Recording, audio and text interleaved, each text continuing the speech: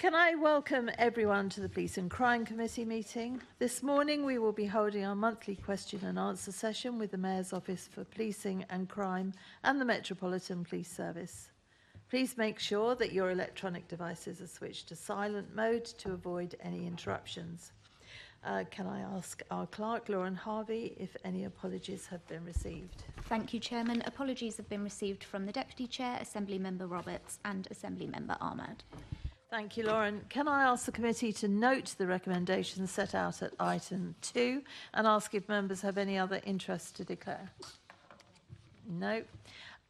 Can we confirm the minutes of the meeting held on the 17th of July to be signed by me as a correct record? Agreed. Thank you. Can we note the ongoing and closed actions arising from previous meetings of the committee? Noted. Thank you. Can we note the response received from the Mayor to the committee's report, Police Investigation of Serious Injury Collisions? Thank you. Before I welcome the guests, I wanted to mention that as part of our investigation into public order policing, the committee has launched a public survey where we want to hear directly from Londoners on the issue of public order policing. The survey can be found on our social media channels at London Assembly or on our website. So we'll now move to our question and answer session. I'd like to welcome Sophie Linden, Deputy Mayor for Policing and Crime, and Matt Twist, Assistant Commissioner for the Metropolitan Police, MPS. Good morning, both of you. So I'm going to start the questioning, and we're starting off with Notting Hill Carnival. So if I ask you both, if I come to you first, Matt Twist, what are your reflections on the policing of this year's Notting Hill Carnival? Well, good morning, Chair, and good morning, panel, and thank you for inviting me. So reflections on Notting Hill. I think the Carnival is one of London's greatest and most culturally significant events, which rightly draws visitors from across the world, actually, to see it. It's an incredibly challenging event to police, and it's fair to say that some welcome changes have taken place in recent years, including some extra investment from City Hall, the Royal Borough of Kensington and Chelsea, and the Westminster City Council. But we still see significant violence, crime, and crowd safety challenges. We also this year, very sadly and tragically, saw the deaths of Musi Imnetu and Sher Maximin in the days following Carnival. And I'm sure all of our thoughts are with their loved ones whilst these investigations are ongoing. I think it's very important that we don't sort of overlook some of the challenges that we face. So in terms of reflections, I can give you some sort of key statistics which I think sort of paint the picture as to what we're dealing with. And I'll start that by saying that the overwhelming vast majority of people in their hundreds of thousands come to Carnival and have a brilliant day and enjoy it. There are numbers of the small hundreds who come to Carnival intent on committing crime, and that is usually serious crime. So over the 3 days, officers made 353 arrests. 72 of those were for offensive weapons, 13 were for sexual assaults, 1 was for a firearms offence, 33 violence, and 53 at the time assaults on emergency workers. We had, as I mentioned, 2 murders, 8 stabbings linked to those attending the event, and in total 889 crimes were reported, split between 316 on the Sunday and 547 on the Monday. In total, 65 officers were assaulted, and whilst that's unacceptable, I'm pleased to say that they were at the lower end of seriousness, so we didn't have any serious injuries to officers during the Carnival itself. In terms of the demand, across the weekend, over 14,000 officer shifts were used.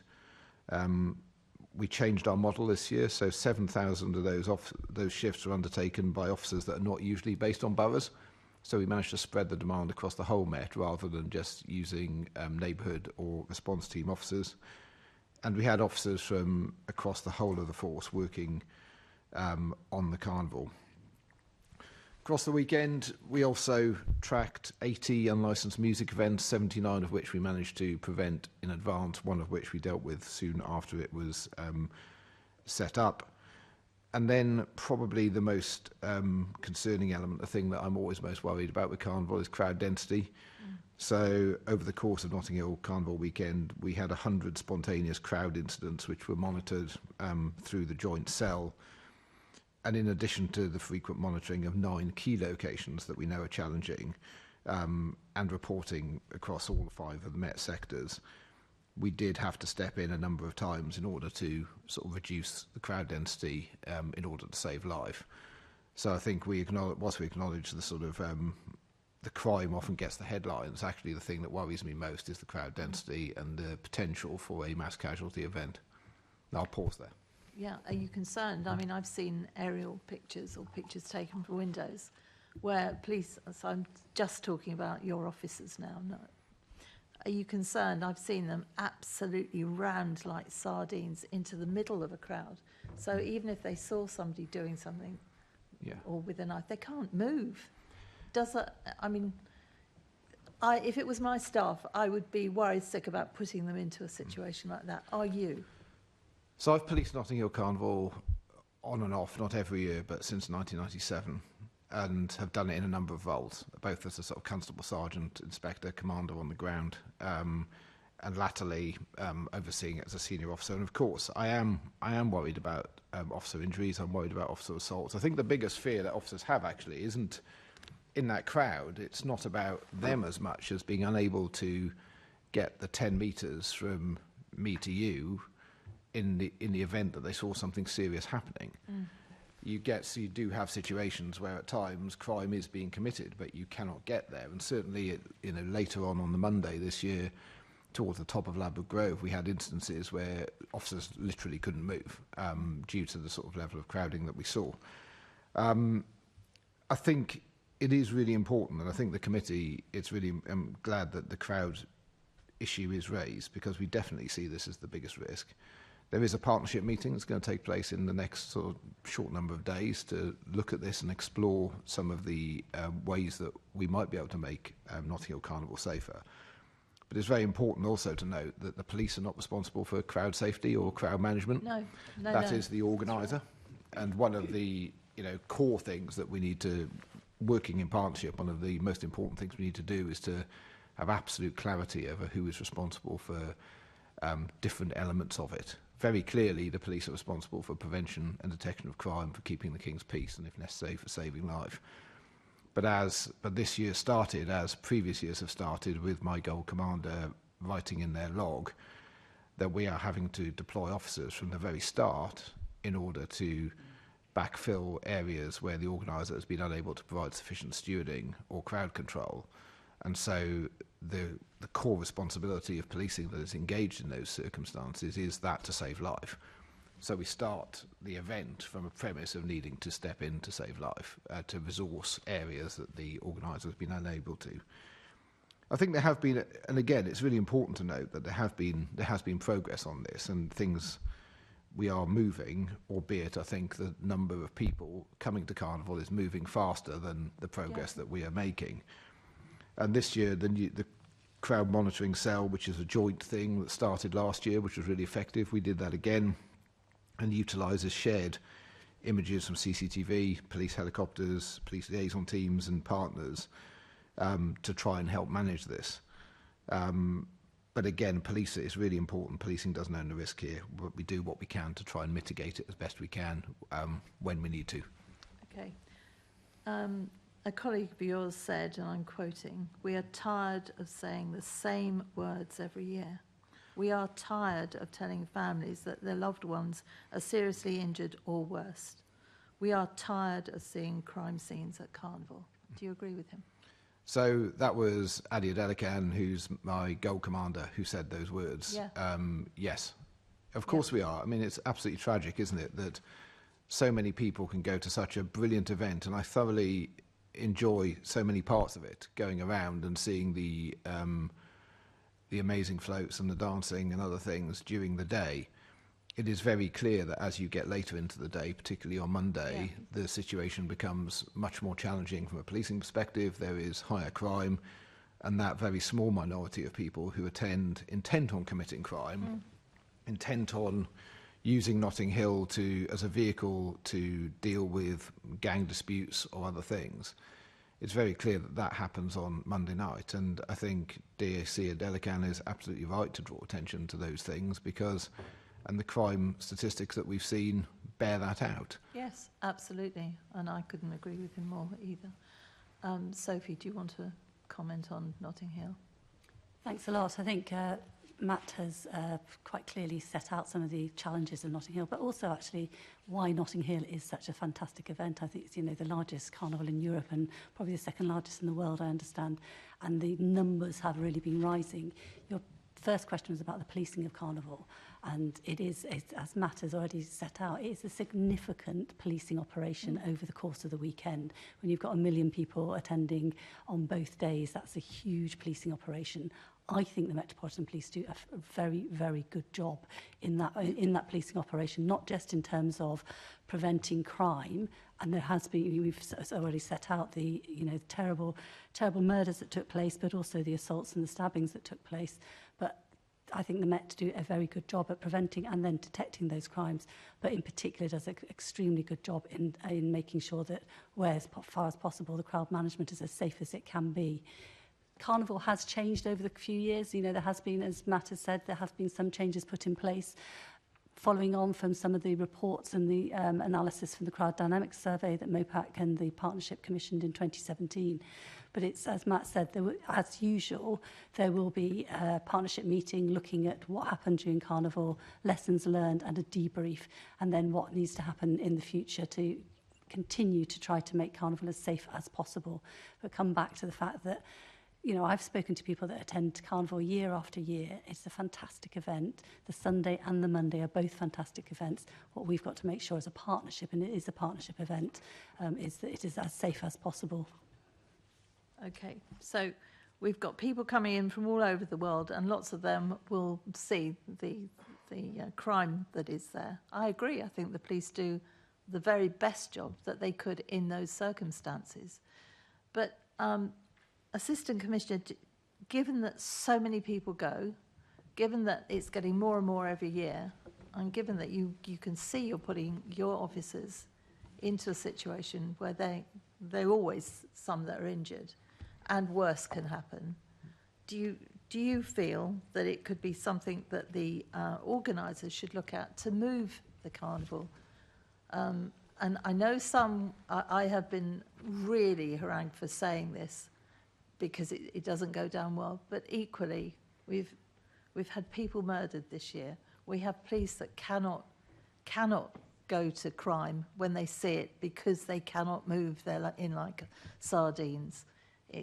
Surely it would be much safer put in a more controlled area where you can still have the floats, you can still have all the food stalls and all the other things that make it nice, but actually manage to control the danger aspect, which is absolutely there. So thanks, Susan. It's a question that's cropped up before, and I think the most important thing to note is that it's not for the Met to have a role in the design of the event. And we also recognise that that isn't the first time I've heard that sort of idea mentioned, and it has been a matter of public debate, and I think there have been some articles written by retired officers recently in different newspapers on this point.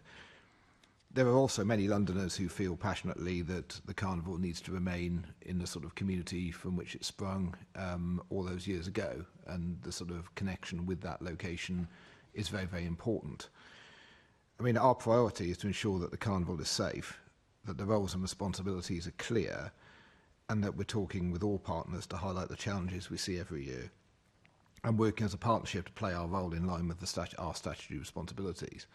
So the location is one question, but there are many other questions and many other things that could be done in order to increase safety or not. So I don't want to get drawn on one thing. But what I am clear on, I think, is that at the moment I cannot say it's safe. And I think everybody agrees that the level of serious crime is too high. So we need to work with the organisers and all of those with statutory and partnership responsibilities to consider what more collectively we can do to increase the safety for those hundreds of thousands of people that are coming to have a fantastic day. Okay. Sophie, given that we both agree the police did a fantastic job with this situation that they're in, It's clear it's not safe. What are your views on trying to persuade the community to move it for their safety and for everybody else's safety? I think what needs to happen, and what is going to happen, and it will happen shortly, is a proper debrief of what happened at Carnival, where the pinch points were and where the most dangerous points were in terms of crowd safety, but also what happened at Carnival in terms of the violence and the murders. And then there needs to be, looking at what steps can be taken for the future to make it safer.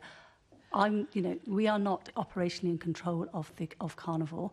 I don't think we should second guess what would make Carnival safer, and to just, to reach for what might look like an easy lever or a possible lever. We should make sure that what we need to make sure happens is that debrief and that review of Carnival to look at where are the main points of danger and what can happen. Okay, I hear what you say, but we both know that the police know full well where the pinch points were. I've been to enough briefings. I'll go over to Assembly Member Desai. Thank you, Chair. Good morning, Deputy Mayor, Assistant Commissioner. Trying to get your title right. Assistant Commissioner. I get a sense of deja vu here. I came to this Assembly in 2016, and one of the very first things we did on this police committee was publish a report in January 2017, Notting Hill Carnival, Safer and Better. And some of the issues, well, in fact, many of the issues we just talked about in the last few minutes, we talked about in this report. So first, let me give my own personal observations. As a member of this police committee, I've attended every single carnival to observe the policing operation every year, including this year. And can I say that there's two aspects to Carnival. There's the policing of Carnival and the management of Carnival. The policing is absolutely great. Policing operation, the center, the policing command and control center, I marvel at it. That's the Met at its best. The policing on the ground, I can just say very well done, is the management of Carnival that leaves a lot to be desired. So a lot of my questions could be directed to you, Deputy Mayor, in terms of the organizers and our relationship with them. But my own personal observations were this: lack of stewards. In fact, this year I understand, well, I was told, not understand, by one of the commanding officers on the ground. I think there were 4 bases. I visited one of the bases, that there were less stewards this year than in previous years. And in fact, in 2016-17, we talked about the need to actually increase the number of stewards. Small things maybe, but it just contributes to the sort of to the overall climate. Lack of sort of bins, so fly tipping. Lack of toilets. Again, this comes down to organization, public toilets. I walked around the footprint on my own, as I do every year, to make my own sort of observations. And no wonder people want to profit, and there were private toilets, people being charged £5, £3, just to sort of to relieve themselves. And overcrowding, the danger of being crushed against barriers or against walls, something which Commander Musker warned us in stark terms about 4 or 5 years ago, that we were that close 1 year to some fatalities occurring as a result of people being crushed against walls and then safety barriers. And those issues still remain. Before I ask my questions, I also need to draw my own conclusions. The title of our report was Notting Hill Carnival, Safer and Better. At best, debatable. At worst, no. So, in terms of questions, Assistant Commissioner, where are we with the 2 murder investigations? I think these were the first murders over the last decade. There have been stabbings before. Well, and one of the murders, I think, took place just outside the footprint. Am I right? Although that's correct. That's neither here nor there. So, firstly, thank you for the kind words about policing. And as you will have seen, we go to great lengths every year to have an extensive observer programme. So, both senior stakeholders, elected representatives, and members of the community can come and see exactly what we're doing and what we're trying to do, and in some ways see how challenging it can be. If I just address a couple of points of detail, the point on less stewards than this year, that's in fact right, but it's a small number. So the reason for that is last year additional funding was provided for some extra stewards, which I agree with you are nowhere near enough to actually manage the size of crowd and to sort of deliver an effective crowd management plan for something that large. But the amount of money remained flat this year, so it was the same as last year, and with inflation and increases in the sort of minimum wage and such like, that meant that fewer stewards could be employed with the same money. So it was about 70 less this year than last year. So the numbers weren't huge, but it's worth sort of noting that actually, stewarding costs money, and the organisers need to have resources in order to employ the number of stewards.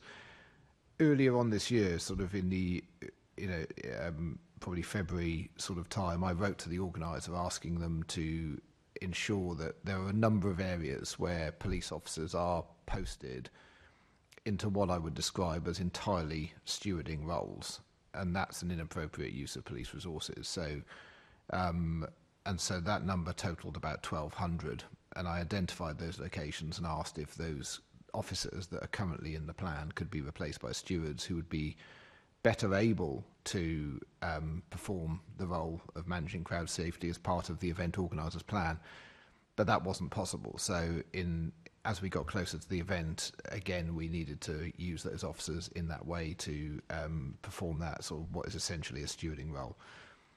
I think there's a couple of dynamics here that are also important, in that we don't want to give a sense that Carnival is over-policed. And it really shouldn't be. And if we were able to use officers to deal with their court responsibilities linked to crime, disorder, keeping the King's peace and saving life, rather than others' court responsibilities linked to crowd safety or first aid or wayfinding, then we may have a better chance of reducing crime. But at the moment, officers are having to deal with or are drawn into other people's areas of responsibility. In terms of the two murders, awful, the most awful thing, isn't it? And everybody's thoughts remain with the families of those two that have been killed. The investigations are ongoing and are progressing at pace. We were able to very quickly identify suspects for one of the murders on the day or sort of immediately afterwards, and arrests have been made, as you'll know, and sort of charges have been brought. I can give you an update on the second one out of this committee, but I don't have the update to hand now on the second one where we are. I think before I come to the Deputy Mayor, just to make the point about stewarding, it's not just the number of stewards, it's the quality of stewarding. So I was given an example by one of the commanders on the ground, where a group of 30 stewards had to actually leave the location they were sighted because they're simply not capable of dealing with any possible disorder. And as he said to me, that at the end of the day, we got no choice but to step into wider areas beyond our responsibilities to prevent any potential disorder. So I think that what the commander describes is right, in that we have seen occasions previously, haven't gone through every sort of site this year, where stewards have sort of either abandoned their post or haven't been able to cope with the crowds as they are. And at that point, the policing core responsibility to save life kicks in. So that's why we end up with officers deploying to deal in stewarding roles, because absent that deployment, you would risk a dangerous crush or a dangerous sort of level of crowd density. And we saw that. I mean, I've showed a number of people.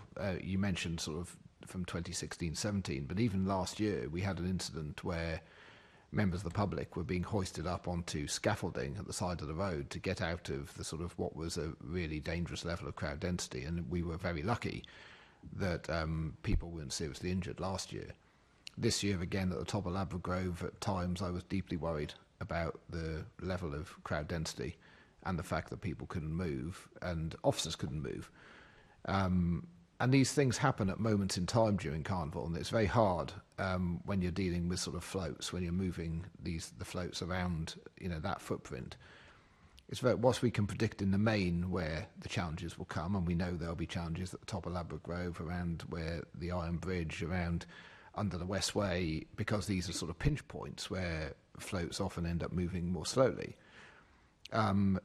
Actually, significant challenge can occur anywhere, depending on the dynamics of the crowd, depending on the float, depending on how many people are there, depending on the flow of people which is why having an effective event and crowd management plan is so important.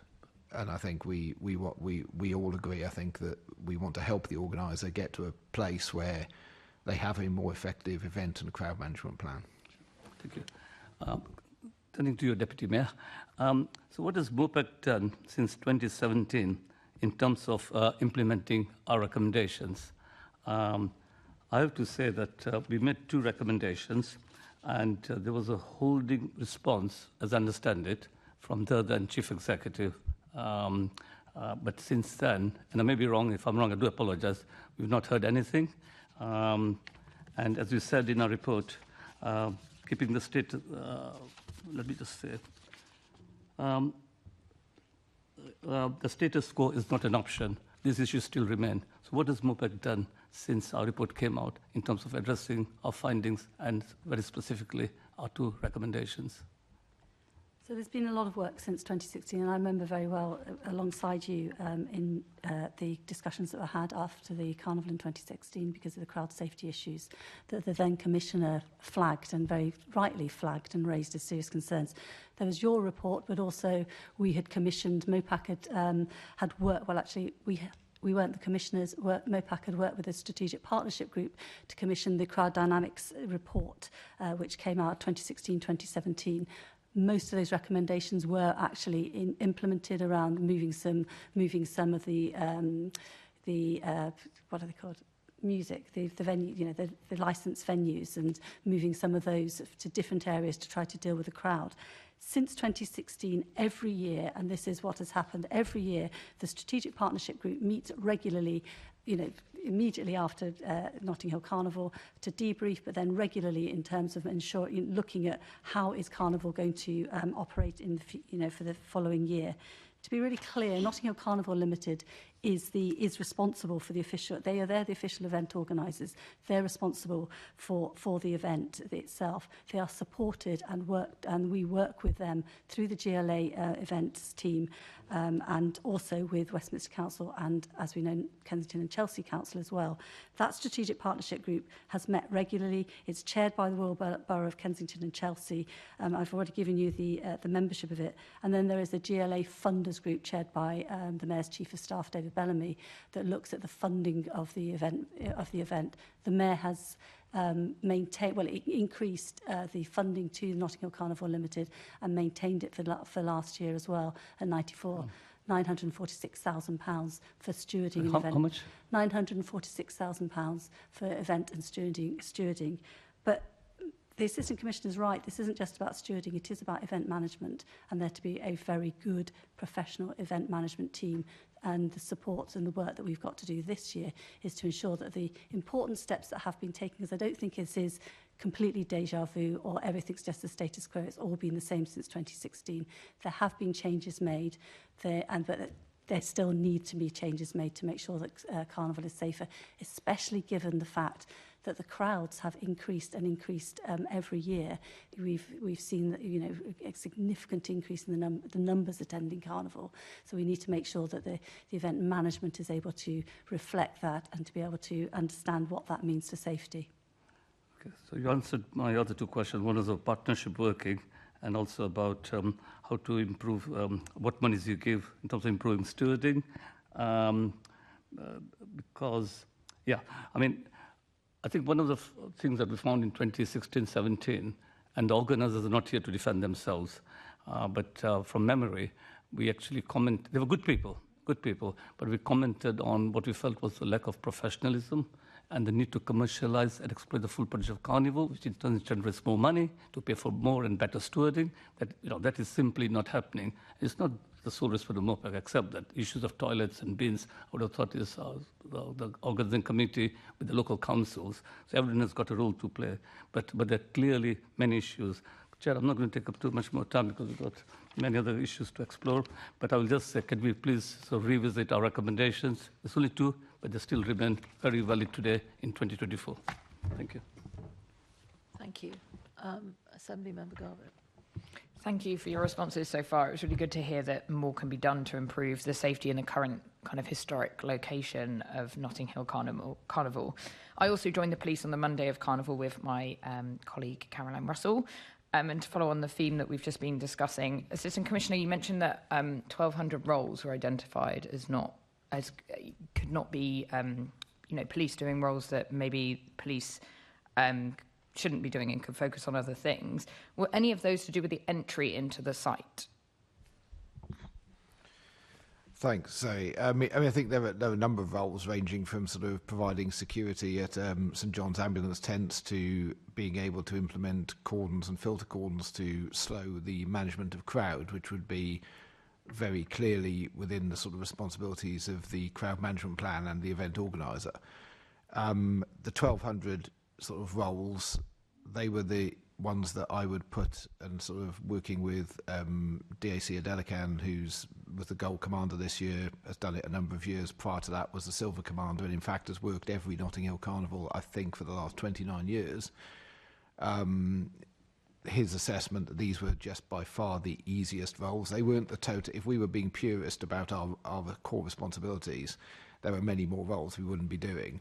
These were the absolute easiest things that we could have asked the organiser to do, because it was simply things like, we need to replace 6 officers at the end of this road who are providing a sort of security to a first aid tent. We need to implement an ability to put in a filter cordon to slow the movement of crowds to prevent a sort of crowd density challenge further along the route. I think one of the other things that struck me this year, and I spent both days on the footprint all day, many hours there, and then went to the sort of specialist ops room late in the evening, was just the number of times officers were dealing with people who were sort of unwell. They weren't injured, they were unwell as a result of intoxication and sort of were incapable of looking after themselves. And there's something that we definitely need to look at, because every time officers were dealing with people who were unwell, that was taking up time on the radio channels, that was taking up their time trying to exfiltrate those individuals to first aid tents and other things, when those officers needed to be focusing on crime. So there's something around, whilst we have a brilliant, London Ambulance, St John's Ambulance, HEMS attend and deal with the sort of the serious end of stuff, and our officers rightly got involved in trying to save lives, trying to dealing and responding and being the first officers on scene to deal with some of the most traumatic injuries, including the case where the lady subsequently tragically died. And officers worked on their own for many minutes trying to sort of save her life and others. And so that clearly falls within our core responsibilities, and properly so. And the officers, I think, have done a brilliant job in incredibly challenging circumstances. Where we need others to step in is when we're dealing with people that are just intoxicated. And so I think that 1,200, that was the absolute minimum. That was the minimum. And if we were sort of being more purist about it or clearer about it, there's many more roles that we could probably get stewards to do. Thank you. And it's interesting you say that, because we just passed a motion that I brought to plenary last week about medics in the nighttime economy in Hackney, building on the model that they have medics so that police officers aren't attending people being intoxicated. So, Sophie, I just wanted to come to you as Deputy Mayor for this area. Just, is there anything else, just hearing what Assistant Commissioner has said, about any more support that the GLA events team or MOPAC itself could provide? Maybe this model around the medics, or anything to kind of substitute those roles so that police can focus on other things. I'm sure there is, and I think that's, I'm sorry, I genuinely don't mean this as slopey shoulders. I'm sure there is, and I think that's something that needs to be one of the core questions for debrief and looking at how to make Carnival safer for next year. I mean, I've already talked about the funding that the Mayor puts in for stewarding, but we also, MOPAC and the Met also fund the Safer Spaces, which is particularly focused for women around violence against women and girls and safer spaces. But I have visited them at previous carnivals, and they are particularly, they are looking after women as well who have felt unsafe or are unsafe, and need some time out from carnival. So I'm absolutely sure there are, and I think it is the sort of that's definitely one of the routes we want to get to with Carnival, isn't it? Is that actually the police are there to do their core policing role, and it is managed and stewarded in a way that the police don't have to be doing that role. Because I think the Assistant Commissioner is right. You want Carnival to be absolutely to be safer, but you don't want it to be over-policed. At the moment, if you looked at Carnival, you see a lot of police there, but they are there because they are there to keeping the crowd safe. And they, as I said at the beginning, they do a very, very good job at doing that. Okay, thank you. Assembly Member Lord Bailey. Thank you. AC Twist, you made an extraordinary comment earlier on when you said it's not for the Met to have a hand in the design of the event. Do you hold to that? Thank you, Lord Bailey. Yeah, we're not the event organiser. We provide, in the same way of anybody who's organising any event, the guidelines and responsibilities are set out in the Purple Guide, in terms of sort of events that people attend, the Green Guide in terms of other sporting events. The police don't organise events. We provide a policing response to support events and to where our core responsibilities are engaged, and that can be from no policing whatsoever through to significant number of resources. But we, of course, will work with the organisers, we'll work with the partners. We're not saying it's nothing to do with us, nothing to see here, but I think it's very important to know that it is not the police who are responsible for the organising of the event, and we will sort of provide a appropriate and proportionate policing overlay to the event that is organised. Given the scale of this event and the tragic histories involved in this event, don't you think that you should be a little bit more involved in the design of this event? It's impossible, to my mind, to have a community organisation not lean heavily on you. You just talked about 1,200 officers doing things that you'd rather they didn't, if you're not in at the very, very earliest stage. This is clearly an organisation that need more support if they're ever going to deliver a safe carnival. Yeah. So I don't disagree with what you said, Lord Bailey. I think the organisation needs more support, and we are in at the earlier stage, from the debrief of this year to the starting of planning next year. We work, totally in concert with the Notting Hill Carnival Trust Limited, but we are not the event organiser. And where things become difficult is when officers or the police are seen to assume some sort of role of event organiser. And if I sort of think about it, it's really important that we have clarity as to who is responsible for delivering what in this context. Because absent clarity, there exists a grey area where things like public safety can fall between the gaps.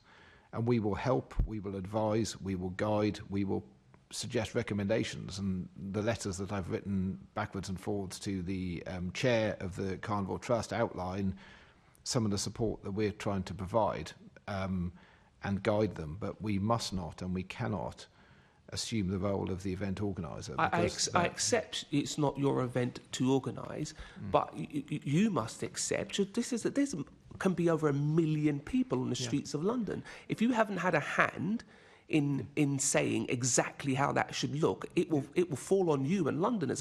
I'd find that statement incredible, and I get it. There's legal issues for you. You don't want to take on that. I fully accept that, but.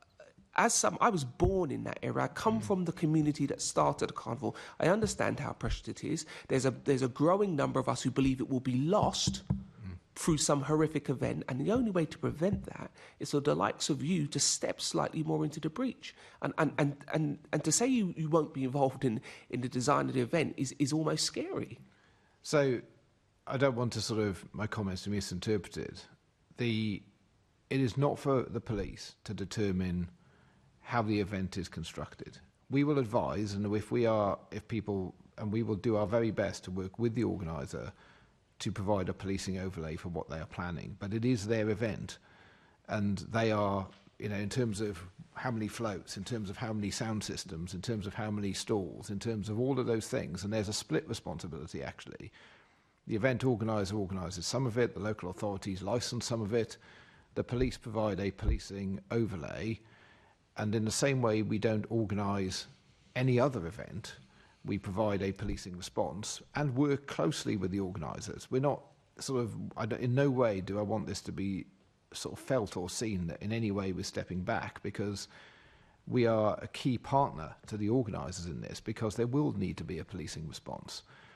But the organiser, and to your point at the start, the organisation of Carnival needs to be really professional. It needs to be led by those with significant experience in event management, and indeed the organiser, they've done this a lot, so they know what they're doing. But I think my own assessment is, resourcing is a challenge, and what I don't want to do, I don't want it to be felt that police should step in to organise something because resourcing of that organisation is a challenge, because that brings with it the risk of conflation of core responsibilities, and the organiser is responsible for the event management and the crowd safety, and we will work with them and put in place contingencies should that sort of plan break down, that we can step in and save life. And in the same way, in line with our core responsibilities, we will put in place plans and policing plans to prevent crime, to preserve the King's peace, and to save life where we need to intervene as a matter of sort of urgency. As a theme I think we'll return to, but in the interest of time, I'm going to come to you, Deputy Mayor. You made the comment that you are not operationally in control of policing, which is something that we all know and you often trumpet. Do you think that the Mayor's office should be more involved with the organisation then? Because it is clear that they are struggling, and the police have stated their position. And I understand, particularly from a police officer's view, why you might want to be there. But if somebody doesn't do something, people actually die. And we are all worried that will increase as the popularity of the event increases. So what steps can MOPAC take, and have any been taken, additional new steps, to up the professionality of the organisers? Because there's a strong argument that they are struggling. So to be honest, I don't recognise the picture you're painting of the Metropolitan Police or the GLA or City Hall or MOPAC, in that you appear to be painting a picture that we're stepping back and leave Notting Hill Carnival to organise and to make sure that the event is as safe as it can be. I don't recognise that picture. Excuse me, you said that. The officer made a comment and you made a comment. I never painted any picture. I responded to comments that you made. You have painted a picture of the Metropolitan Police and now are asking, well, what is the GLA doing? Because it appears that we're not doing much. No, I you have could do outlined, more. let me just outline the structures that are in place to support and work with Notting Hill Carnival Limited. There are significant structures in place. There's the Strategic Partnership Group, which is chaired by Kensington and Chelsea, and which the GLA sits as well. There is the Strategic Funders Group as well, to ensure, as far as it can, and we've already heard that resourcing is an issue, as far as it can, that there are resources, and that funding of £946,000 from the Mayor goes into the Notting Hill Carnival Limited in order to pay for more stewarding and some more event management. And then, of course, during the course of the event, there is the Gold Group, which is chaired by a GLA officer and is a partnership group. So there is a really significant partnership structure that is leaning in to support and help and work with Notting Hill Carnival Limited. Post this carnival, there is going to be the debrief, which is going to happen very shortly, and a look at, well, what else needs to happen to make sure that it is as safe as possible. We in the GLA and MOPAC will lean in as much as we can to work with the partnership to ensure that next year's carnival is as safe as possible. We have already been doing that since 2016, alongside our partners as Kensington and Chelsea, Westminster and the Metropolitan Police. It's a significant partnership effort.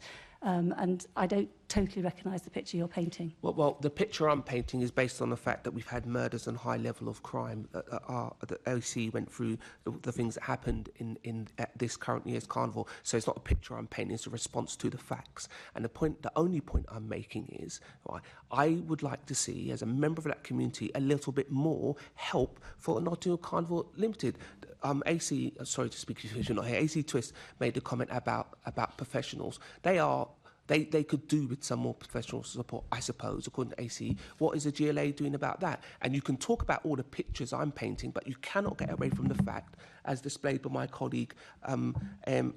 Desai, that there is many significant problems on the ground. And they are manifesting themselves in terrified locals and murdered visitors. That's what's happening. So the idea that there's lots of meetings going on, great, but are they actually effective?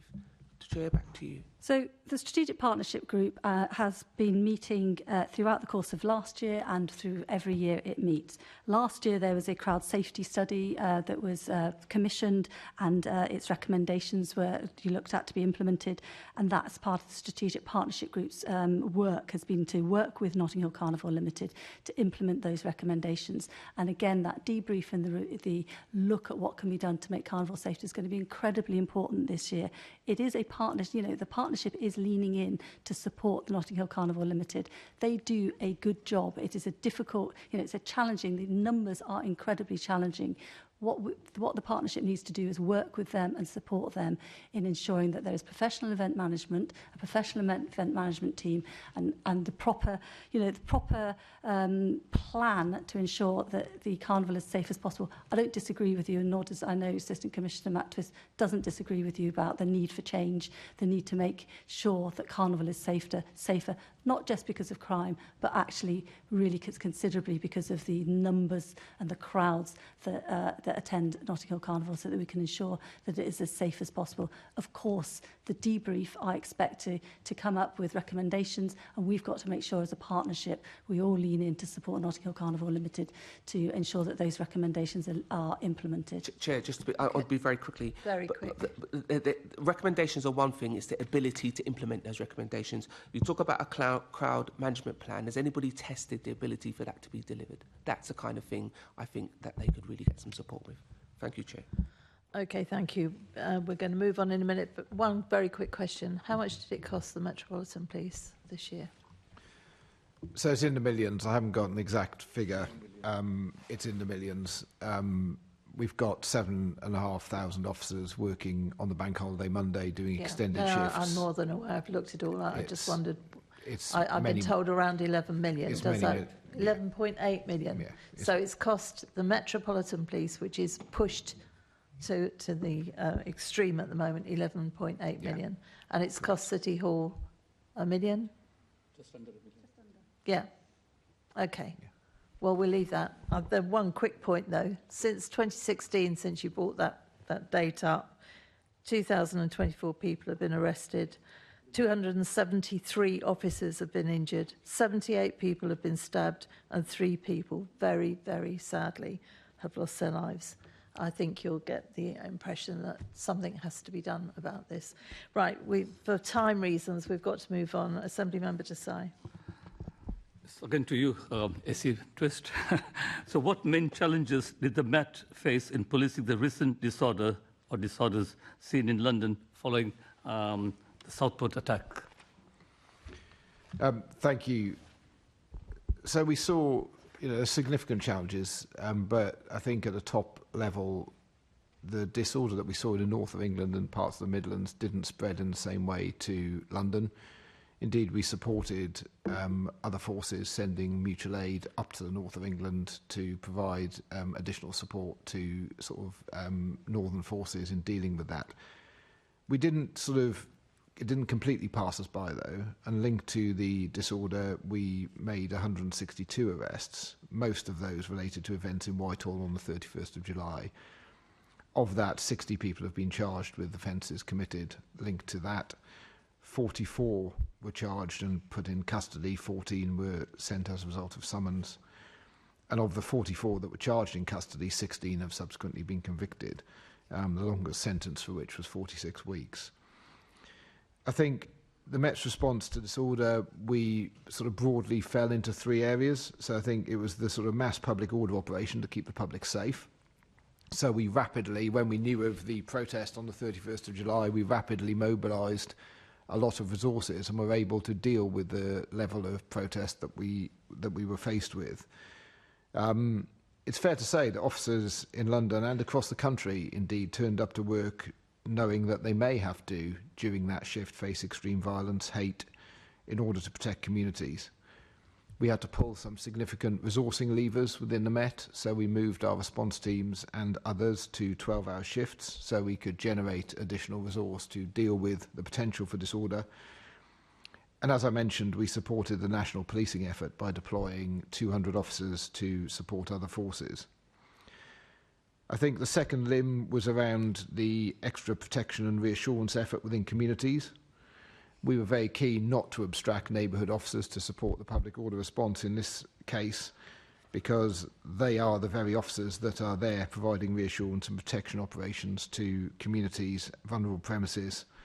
And we did a huge amount in terms of meeting with communities and providing a visible presence locally in high footfall areas in order to deter crime and to give that sort of sense that, you know, law and order is present, and we absolutely need to win the day here. And I think the final point that's worth mentioning in terms of the sort of three areas is the collective mobilisation of the criminal justice system to accelerate bringing perpetrators of violent disorder to justice.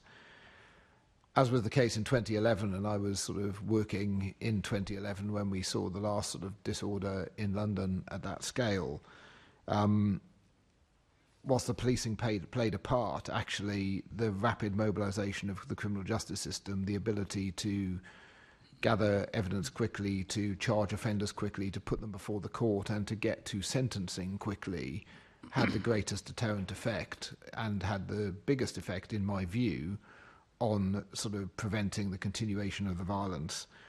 And our teams worked around the clock to bring charges against those that were involved. A number of people from the 31st of July ended up being bailed the following day because we didn't have enough evidence. We needed to be set up better to move faster on that. But within a short number of days, we had those people back in and we had those people charged because we had sort of mobilised and we had really sort of focused on that criminal justice outcomes, knowing how important it is to sort of, one, the justice is being done, but more importantly, in this case, it's seen to be done. Thank you. So again, to you, this question is to both of you. So the Prime Minister was very right to warn the keyboard warriors that they don't live in a law-free zone. How much of a policing threat does persistent online misinformation pose? I mean, I can go first. I mean, I think it's really significant. It's a growing and pervasive threat.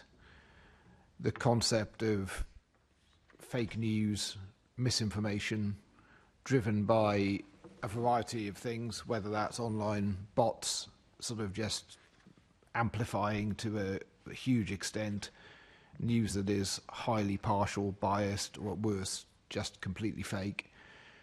There are echo chambers that operate online that assist in sort of stirring things up and radicalising individuals. And an awful lot of this is based on stuff that simply isn't true. So the challenge of the online space is not new. It's not something that is surprising. But it's very clear that in the sort of span of dealing with protest and dealing with public order since probably 2016, when I'd sort of say this really started to become a feature, but latterly it's got, you know, increasingly pervasive, increasingly insidious. The people peddling fake news in order to generate a reaction and then generating an overreaction or misrepresenting things that have happened by putting a clip on social media of 5 seconds of something that later turns out to be a 15-minute interaction, is working to undermine confidence in the state, it's working to undermine confidence in policing, and is working to make, you know, exacerbate divisions in society. The result of that can be some of the events that we saw in the north of England and to a lesser extent in London. So I think fake news, I think online echo chambers, I think, you know, insidious attempts to manipulate those people that are online is a real challenge for us in policing public order in the weeks, months and years to come. Deputy Mayor, have you got anything further to add to what AC Twist has said, particularly in terms of what can be done or what is being done? I think the threat... I mean, I don't know where we are with the online safety bill. There have been so many twists and turns. Yeah, there's been a lot of twists and turns with the online safety bill. I think the threat of division and hatred and violence that's perpetrated online is one of the most frightening things that's happened in recent years. And it does feel out of control. And we've seen what the misinformation and disinformation online, and we've seen how that created and, you know, stoked and fueled some of the disorder that took place over the summer. We know, you know, we've talked about it before, the online safety bill had lots of twists and turns, was watered down quite considerably by the previous government. It's now, it's now been enacted. We're waiting for Ofgem to provide the guidance around online safety. They've got to put the new safety duties in place, and Ofgem have a role in that. The Mayor was very clear after the disorder that we needed to really look at how robust the online safety bill is, because are there the levers? Are there the powers to really be able to deal with the disinformation and misinformation and the hatred online that is causing and has caused it? It's not just that it, you know, can spark and fuel disorder. It sparks and fuels, you know, the hatred that we see being perpetrated, not just online, but then comes out into, you know, the real world as well.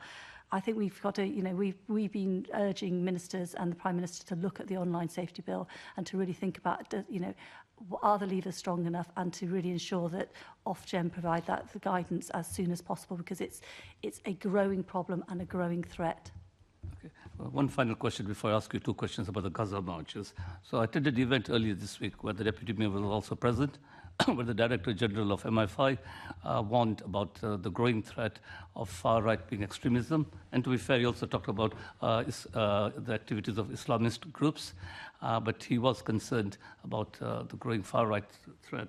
So to what extent do you believe that very far-right-wing or neo-Nazi groups were involved in all these disorders, well, in London? And what are you doing to tackle this?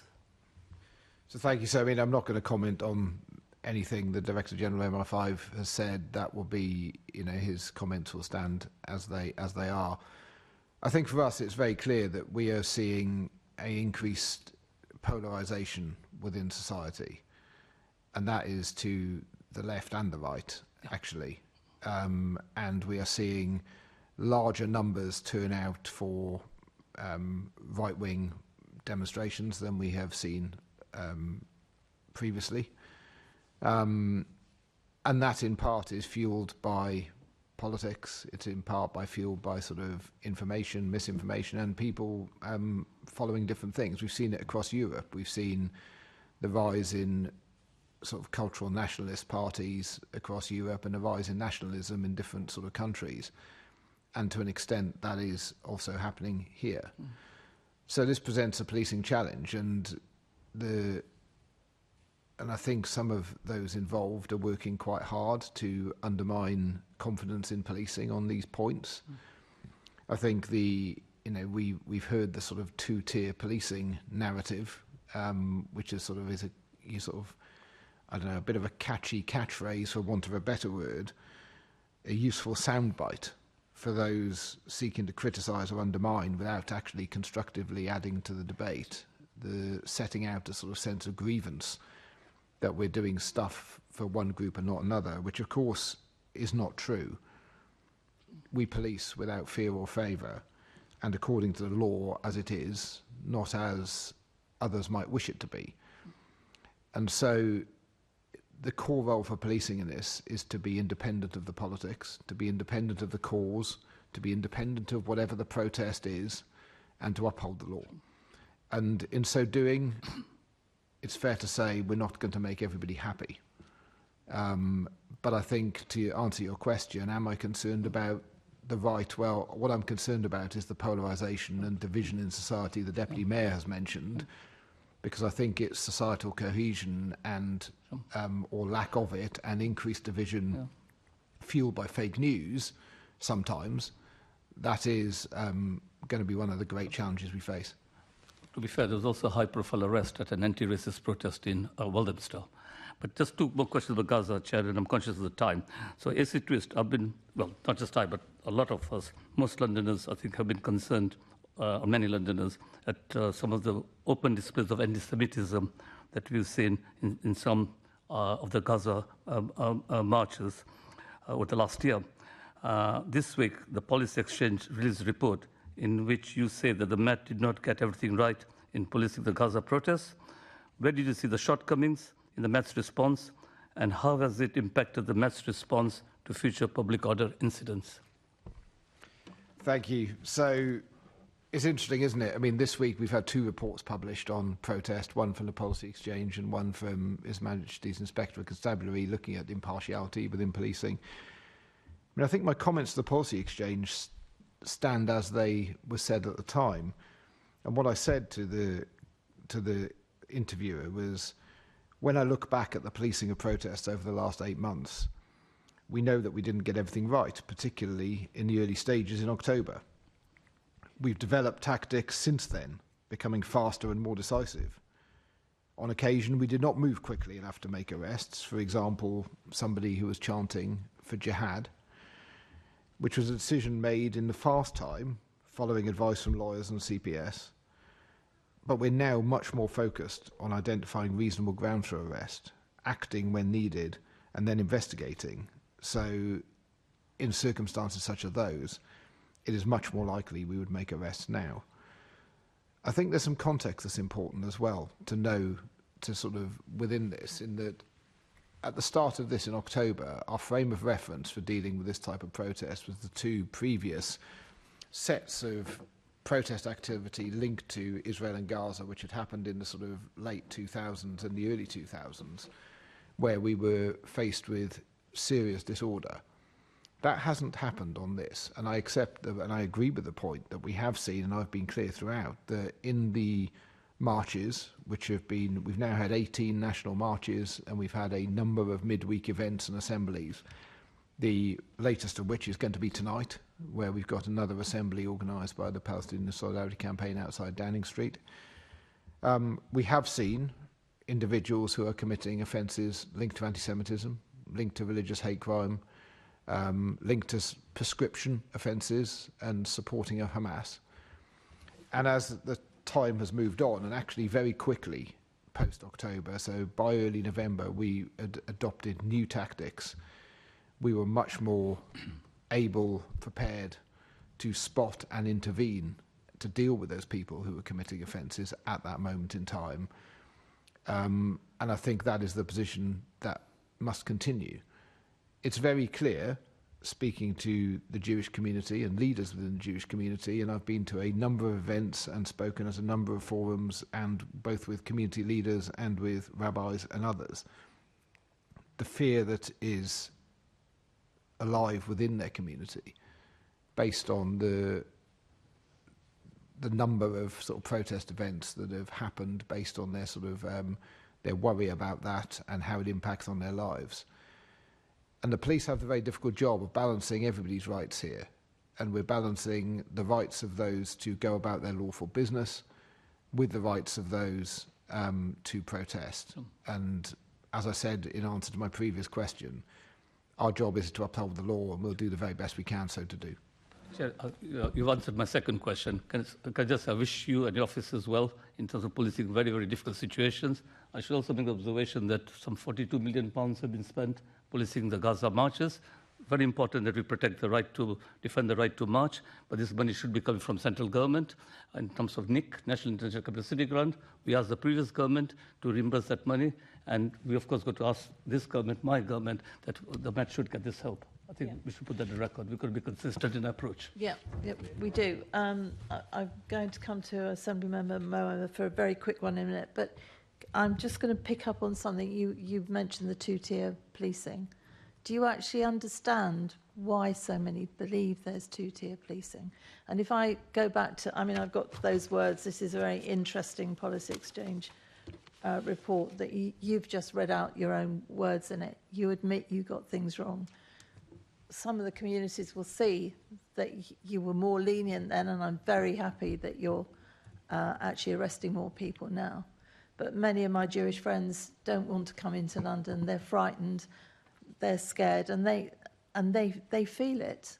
And this is where this two-tier policing is coming from. I understand how difficult it is for you, I do. But you admit here that you didn't always get things right. When we see pictures of people with signs saying Hamas is a terrorist organisation and then being moved away when actually what they're saying on the banner is completely correct. That would be seen as being not fair to them. Now, I'm sure you've got an answer, but when this all plays out on social media, as all these things now are, you can see why people think that's not fair. And the British public put up with an awful lot of different things, but when they think something isn't fair, that's when you get trouble. Yeah. So thank you. I mean, I'll touch on a couple of points then. Social media is probably a good place to start. A lot of what's happening and is what is being posted on social media is designed to increase division, is designed to increase or to reduce confidence in the policing response to this. And I'll give some examples that I just know to be true because I've seen them firsthand. We see, if we go back to, and I've been present for more than not of the large Palestinian marches, and when we go back to even the 11th of November, we saw respected outlets and elected representatives retweeting and reposting images of a large group of Muslim people praying in the grounds of Westminster Abbey and pointing out that the Met had lost control. Only this was an image from 2016 or 2017 when they had been invited to be there as part of a multi-faith conference.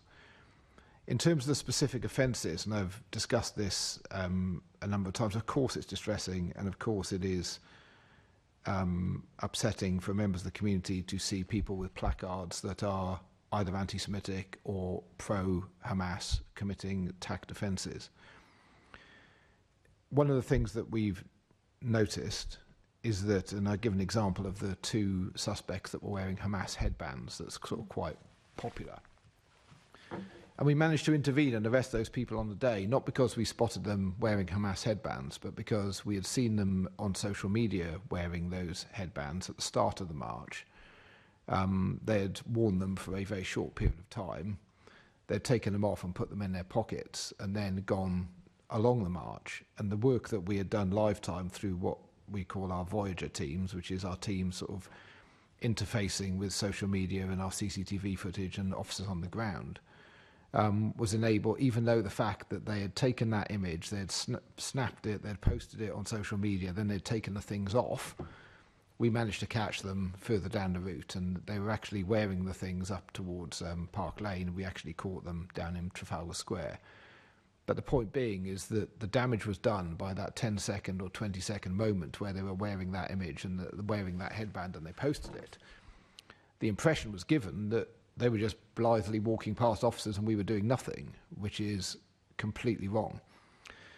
I think in terms of placards, it's a really difficult area of law as well, in that we have, as I said, we've become sharper, more assertive in intervening where we think there may be reasonable grounds for an offence, irrespective of whether or not we now think that there may be a likelihood of prosecution, which is a matter for the CPS. We have had some cases prosecuted. We have had others where the CPS have declined so to do because the wording is contested. The wording has been used a number of times in different contexts over the years, and as with any wording, some things are clearly an offence, so anything that supports Hamas is clearly an offence under the TACT legislation. But other things, there's going back to sort of the judgment in Redmond Bate, where the Court of Appeal was very clear that offensive, unwelcome, blasphemous language isn't unlawful. So we have a very difficult line to follow. We, as I said, we are not taking any risks here. Where we think people might be inciting hatred, where we think they might be committing offences under the Public Order Act, and certainly where we think they are being anti-Semitic, then we are intervening quickly and we are seeking to bring those people to justice. What we have seen, I think it's fair to say, and last weekend we saw, I was in on Saturday, last weekend we made, I think, 6 arrests. Some of them were linked to placards. Over the span of the protests, we've seen the number of people attending reduce significantly to a fairly steady 10,000 or so. So we were looking at sort of 300,000 in November last year, down to about 60,000 Now on every third weekend, we're seeing about sort of 8 to 10,000 would be our assessment, although we don't go into numbers particularly, but it's that sort of scale of thing. We're also seeing the number of homemade placards and banners reduce significantly compared to where we were, I think, in part at least, because of the robust stance that we've taken on it. So I accept all of the points. I understand and have heard firsthand from the community why community members are fearful. And my message is that we are doing all we can to enforce the law. Okay, thank you for that. Assembly Member Mohammed, very, very quickly, because we are really running very over. I will be very quick. Good morning to you both. My question is to Assistant Commissioner Twist, and it relates to the Gaza marches. And so a number of us have been contacted by members of the Jewish community regarding routes that pass synagogues, particularly in Westminster. And it's just really a question of reassurance from the Met that there have been concerns that the start times of some of the marches led by the Palestine Solidarity Campaign have coincided with Sabbath services. And I understand that in an effort to try and manage some of that, the Met had suggested that a march start after people had left and had gone home so that those could continue. But that has not been followed. So just wanted reassurance from you that the police will continue to make sure that as far as possible, those times are stuck to. People are understandably quite concerned, and also bearing in mind that people, that there was a meeting point that was told to attendees, which was just meters from one of the synagogues in question. It's particularly alarming. So just, I think it'd be really great to reassure Jewish Londoners in particular. Thank you, Assembly Member. There's a couple of really important points in there. And if there are assembly points just meters from synagogues, I'm unaware of them. I'll touch on that in a moment, though. I mean, in London, it's hard to be far away from anything. So there's a context of it in the sort of urban environment in which we're operating. I think the first thing to say is in response to these marches, we have used our powers under the Public Order Act to precondition under Section 12 and Section 14, which is linked to assemblies and marches, to a greater extent than at any other time in, I think, the history of the Public Order Act since 1986. We have imposed preconditions on every one of these marches linked to the starting time, the place, the route, the assembly, the finish time. And we've done so because it's been felt necessary, and we saw early on, absent these conditions, groups will veer off and try and sort of continue protesting later into the evening or go into the West End. And what we have seen is where conditions have been used, that hasn't happened, and we've been able to enforce it. I think the point you make is timely on the, and I think you're referring to last weekend where the sort of position changed. And if I can just have 1 minute on that, I won't go into the details because I don't want to talk about individuals or individual premises or locations. But in the run-up to last weekend, and I was closely involved and briefed, the decision was made to impose a different starting location from what the PSC had originally wanted, and that was primarily due to other events that were going on in Parliament Square and Trafalgar Square, which would have conflicted with it, and also a later start time than was usual.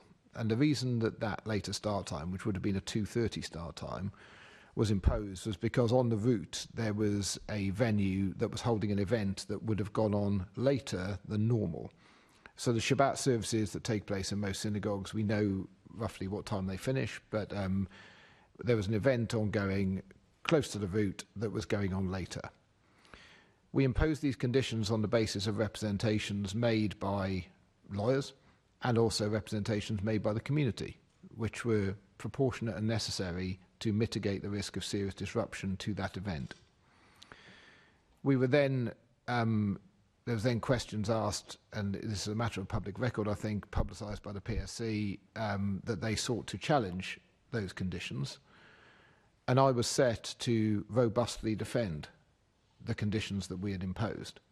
and I think, in my view, with a very high likelihood of success, because my assessment was we had properly balanced the rights of those seeking to protest, and we had imposed what would be, whilst it was an hour and a half difference, what would be overall a quite small restriction on those seeking to protest, weighed against a reducing the serious impact it would have had on others. So we were prepared to robustly defend that. At the last moment, the event which we were seeking to protect was cancelled, which meant that we no longer had the sort of lawful justification. It was no longer proportionate and necessary to delay the march by that period of time. So we delayed it by a little bit, but we changed the start time to a slightly earlier time because we couldn't evidence the direct serious disruption that would have been caused by keeping it at that point. And had I gone to court on that point, I think we would have lost. So the final point to say, I think, is that wasn't a matter of us. It may have been represented as one thing or another in the media, but that was a matter of us assessing carefully and balancing the rights of those that are seeking to protest with those that are impacted by it, by forming what I think was a robust and sort of sensible decision, and then actually having to review that, as we always do, based on new information. The final point I'll make, so I'm conscious, Chair, you need to move on, is that we had warned 1,000 officers to police that march because there was some suggestion that either people wouldn't comply with a later start time or others. So in the latter part of that week, we had warned significantly extra officers and had detailed plans in place to make absolutely certain that the community wouldn't have been seriously disrupted, and I had very high confidence in those plans. So any suggestion that the police were unable or unwilling to ensure that those conditions were enforced is wrong. Okay, thank you. Assembly Member Duval, very, very quickly, and a very, very quick answer, please. Look, we should be thanking you today because your attendance here is quite important in terms of explaining the mission of policing and answering our questions of concerns. And you need to tell your superiors they made a mistake by being absent. No disrespect to the deputy mayor who held her own in terms of those debates, but it's important that senior officers of the Met explain the way that they're conducting their business to build that trust and confidence that we both desire in terms of policing. Now, I just very quickly want to say the difference between 2011 response in terms of writing and a look into what happened outside London was actually the firm and robust response to the evening outside Downing Street, where the police made it very clear that they weren't putting up with unlawful conduct. I believe, I'd like to know your views, that stopped a number of copycat occurrences across London, Akar 2011, but also stopped opportunist criminal activity that may have been on the back of any other political issues. Have you got a view on that? Because it certainly was a turning point. And just recognising some of the tactics outside London, whereas I think some of those disturbances, no, I'm not asking you to comment on other police forces and how they do it. They've got to make their decisions at their time. But clearly they send some of the wrong messages in terms of what we as a democratic society tolerate in terms of behaviour and conduct in peaceful protests or not peaceful protests. If we can just have a very brief and secondly, answer. just very quickly, can you provide us with written evidence? You've talked about the abstraction and safer neighbourhood teams. For a good part of summer, we've not, my constituency hasn't had safer neighbourhood team capacity. I wondered if you could write to us and tell us what the new abstraction policy is that you've alluded to, where you're protecting the safer neighbourhood teams and some of that BCU response around how you're policing these demonstrations. I will be brief, Chair. I know you want to move on. So firstly, thank you, Mr. Duval. I mean, the first thing to say is that I'm not really sure who you refer to as my superiors. I mean, the Commissioner charges me with leading the Met for public order and major events. So if there's any criticism of this or our presence or our response, then that rests with me. No, it's a different subject. We'll It's a bring it different up. subject. in a minute. It's about attendance at this meeting, Oh, I see. explaining Yeah, about we'll policing come back action. to this. Apologies, we may revisit that. In terms of the firm and robust response, I think on the 31st of July, yes, we deployed a lot of officers, and we were very clear that we were not prepared to tolerate crime or disorder, and we imposed, as we have done with many other marches, we imposed conditions on that, and we were prepared to enforce those conditions, and that was the start point for the evening. I think, yes, it did help. I think a sort of a significant response on that night, and then a significant number of arrests, 111 on the night, and then rapid charging, as I alluded to in earlier evidence. The effectiveness of the criminal justice system helped significantly. In terms of neighbourhood abstraction, yeah, of course, we can write. One of the things we've done in the last 12 months is include in everybody's shift pattern what we call a 4+2, whereby previously those that weren't working on BCUs, on boroughs, a lot of people worked Monday to Friday, whereas in people's rotas now we've included 4 weekends plus Notting Hill plus New Year's Eve. So that means that we've got a much greater pool of people to call on, and we're using, to a much greater extent, non-borough officers, particularly for what I would call level 3 aid, which is where you don't need to be specially public order trained for the lower risk events, which is significantly reducing the abstractions that you're seeing. Thank you. Thank you. Assemblymember Bailey. Thank you, Chair. Firstly, can I just commend you in your involvement in the policy exchange report, because the police's perspective from their mouth, I think, is very important and goes a long way to support the morale of your officers on the front line. What impact do you think this disorder is having on individual Met officers, and do you have the resources to support their mental health around this and just being in the job in general? Thank you, Lord Bailey. I've been involved in policing public order in different roles in different ways since 1997, when I first did it as a constable, as a sort of level 2 officer doing public order, and latterly sort of leading the Met Met Operations Business Group. I think this is by far the most sustained and period of demand that we have seen, and it really started in October of 2022, where we have seen sort of the chronic demand created by the daily environmental protest linked to JSO, which meant that we had to resource that for weeks and weeks and weeks on end. We've then seen a number of very significant national events, the sort of back to normal post-COVID, and then since October of 23, we've seen the sort of the much more acute demand in terms of the protests that we've seen linked to Palestine and Gaza. So this is by far the busiest period that we've had. And just to sort of put some figures on it, and these are just very rough figures. You know, just last year we used over 34,000 shifts dealing just with JSO. We used many tens of thousands of shifts dealing with state occasions and other things. And we've used, in terms of what we call Operation Brox, which is our response to the Israel and Gaza, we have used 2024 34,000 shifts so far, including 4,000 on mutual aid. Last year it was 26,000 shifts and sort of 5,000 on mutual aid. So all of these shifts are officers that are abstracted from their communities, from their normal jobs in the main, aside from a very small number that would sit within my task force. So the demand is huge. It means longer shifts. It means cancelled rest days. And to your point, you know, what's the resilience of the organisation? What's the resilience of the individuals? I mean, the resilience is remarkable, and I always assure people that the Met will always be there. We're very good at doing this sort of stuff, but there is an impact on the people.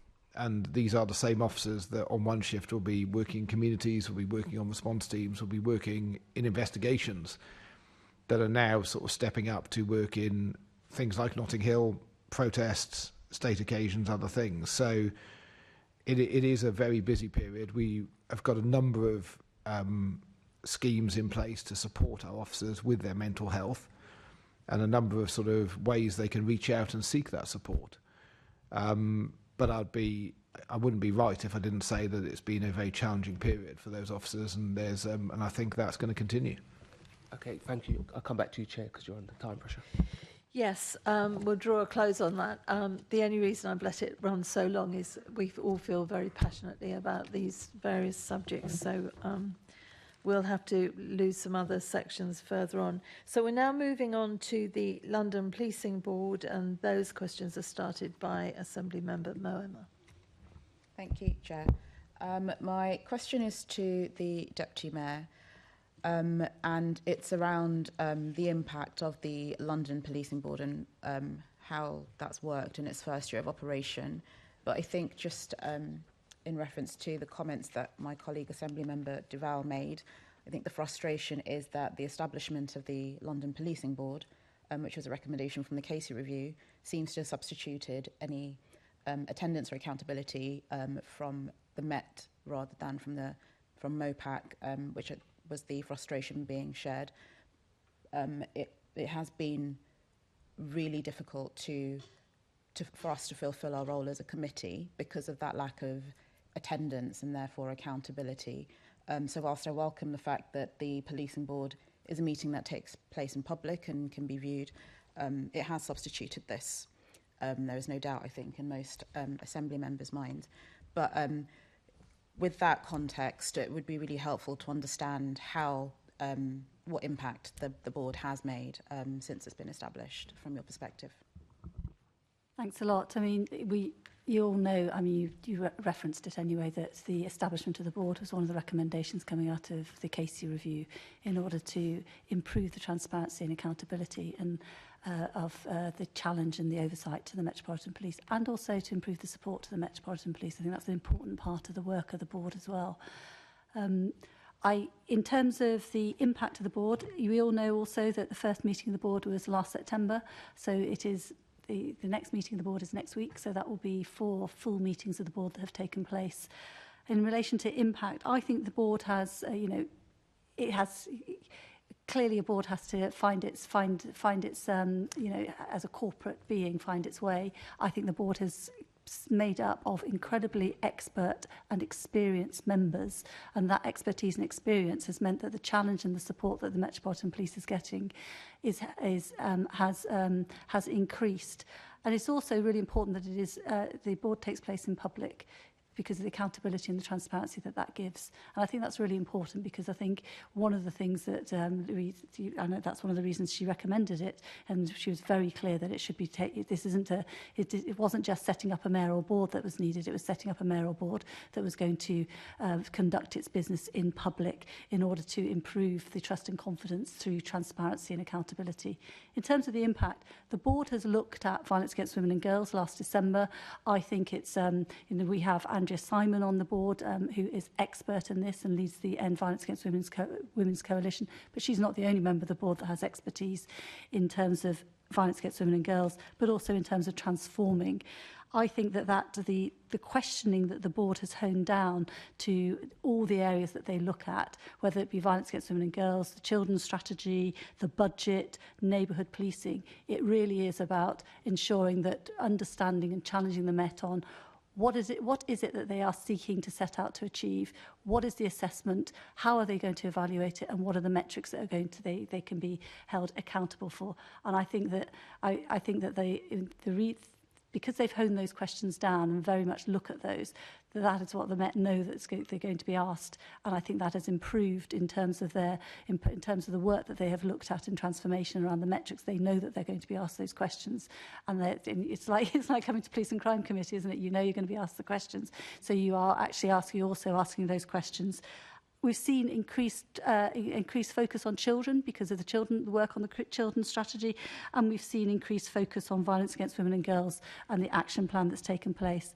Of course, the work of the board and the impact of the board is not just through the board, the formal board meetings or the committee meetings. Members of the board have also have also as part of their work been into the Met and held meetings with the Metropolitan Police around the budget, where there's expertise around the budget, around expertise around data, performance data and statistics. They've had meetings around that to support and challenge the Metropolitan Police on that. They've also looked at the Leading for London training, attending meetings of that and feeding back their views of that, not just to board members, but also to the Met, which is important. And they have also looked at, had meetings in between on transformation. Members of the board have absolute expertise around transformation, so have been part of meetings around the transformation of the Met. And also we have a member of the board who now sits on the Met's professionalism reference group because of the acknowledgement of the expertise and the experience that they can bring, and the importance of ensuring that's used and they're able to challenge and support the Met, not just through the board meetings, but also through the work that takes place in between board meetings, which we all know when we've been members of boards or members of committees, a lot of work takes place outside of those meetings as well. Thank you, Deputy Mayor. So in the period that the board has been established, there have been 4 meetings of it. And I understand that there are 17 members of it, including the Mayor, who chairs it, and obviously you attend with your colleagues, and as do the Metropolitan Police. I guess I would assume that other colleagues here would have a question in their mind about that doesn't sound materially different to what was happening previously, and a question therefore about how the establishment of the board was a recommendation, but what then that means for implementation of the changes and the systemic changes suggested through Casey for staff and for Londoners and for officers alike. Really, really excoriating report, but obviously we're looking to make positive changes. But I can't help but come back to that point about, yes, it has improved, I think, from the sound of it, a working relationship between MOPAC and the Metropolitan Police, but it has reduced visibility, even though your meeting is now taking place in public, which I think is counter to what, when I sat here and listened to Baroness Casey, what she was saying, kind of as a desired outcome. But are there, Assistant Commissioner Twist, in your opinion, any examples of constructive scrutiny and insight, and what benefits have there been for the Met from the work of the policing board? And I don't know whether the chair might want to come back about kind of how that relinks to this committee, because we also have a role in terms of accountability to Londoners, and that has been lacking since this board has been established. Okay, well, thank you. And I'm going to be careful not to get drawn too much into some of the politics of this.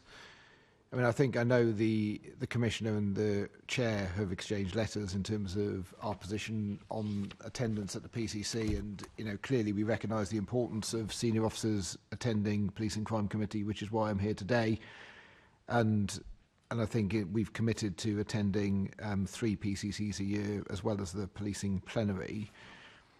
What's clear is that between the PCC and the new London Policing Board, senior officers are attending more public meetings than we did before.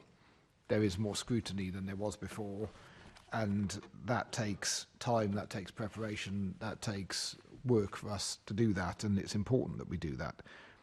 The London Policing Board does provide an opportunity for us to get external support and scrutiny of our delivery of the new Met for London plan. That's very clear, and there are some real experts on that board, as the Deputy Mayor has said. I mean, I'm not going to call out individuals, but certainly there are some experts in a range of areas that have been helpful on an individual basis that we can turn to ask those questions. Things like having London Policing Board members sit in on our First Line Leaders course have been, and then able to provide advice, to provide an external perspective on how best to engage our leaders to deliver the new Met for London plan, has been sort of really useful. I think it's also worth noting. And as part of this debate, I don't have I genuinely am not sort of on one side or the other of it. But I think the accountability of the Met is really important. And we recognise the recommendations in Baroness Casey's report, and we want to be as transparent as possible. The Met is unique in terms of our accountability to the Home Secretary and to the Mayor in a way that no other force is. And also then subject to scrutiny from the London Assembly, parliamentary committees and others, including this committee and the London Policing Board. So I think the value in the London Policing Board comes in the expertise that is present on it, that we can call upon to support, and the experience that sits within it that is in addition to the value that we get from this in public. Thank you. Assembly Member Best. Thank you. The Performance and Finance Subcommittee was scheduled to meet on the 17th of June, but that was cancelled. Do you know why? That will have been because of the general election. It's a public meeting. I think that was, I can double check, but I'm pretty sure that's because of the pre-election period. Okay. And do you know why it hasn't been rescheduled? We have a meeting of the London Policing Board next week, and we are putting in place the diary for the following year, for the year coming. I'm pretty sure that we've got a date for the Finance Committee to meet in October. And is that the same for the? You said for the finance one. Is that the same for the culture? Yeah, all the dates are going in the diary at the moment because what has happened, the London Policing Board, we've done a piece of work around setting the work programme. That is going to come to the London Policing Board next week for final agreement, for final sign-off.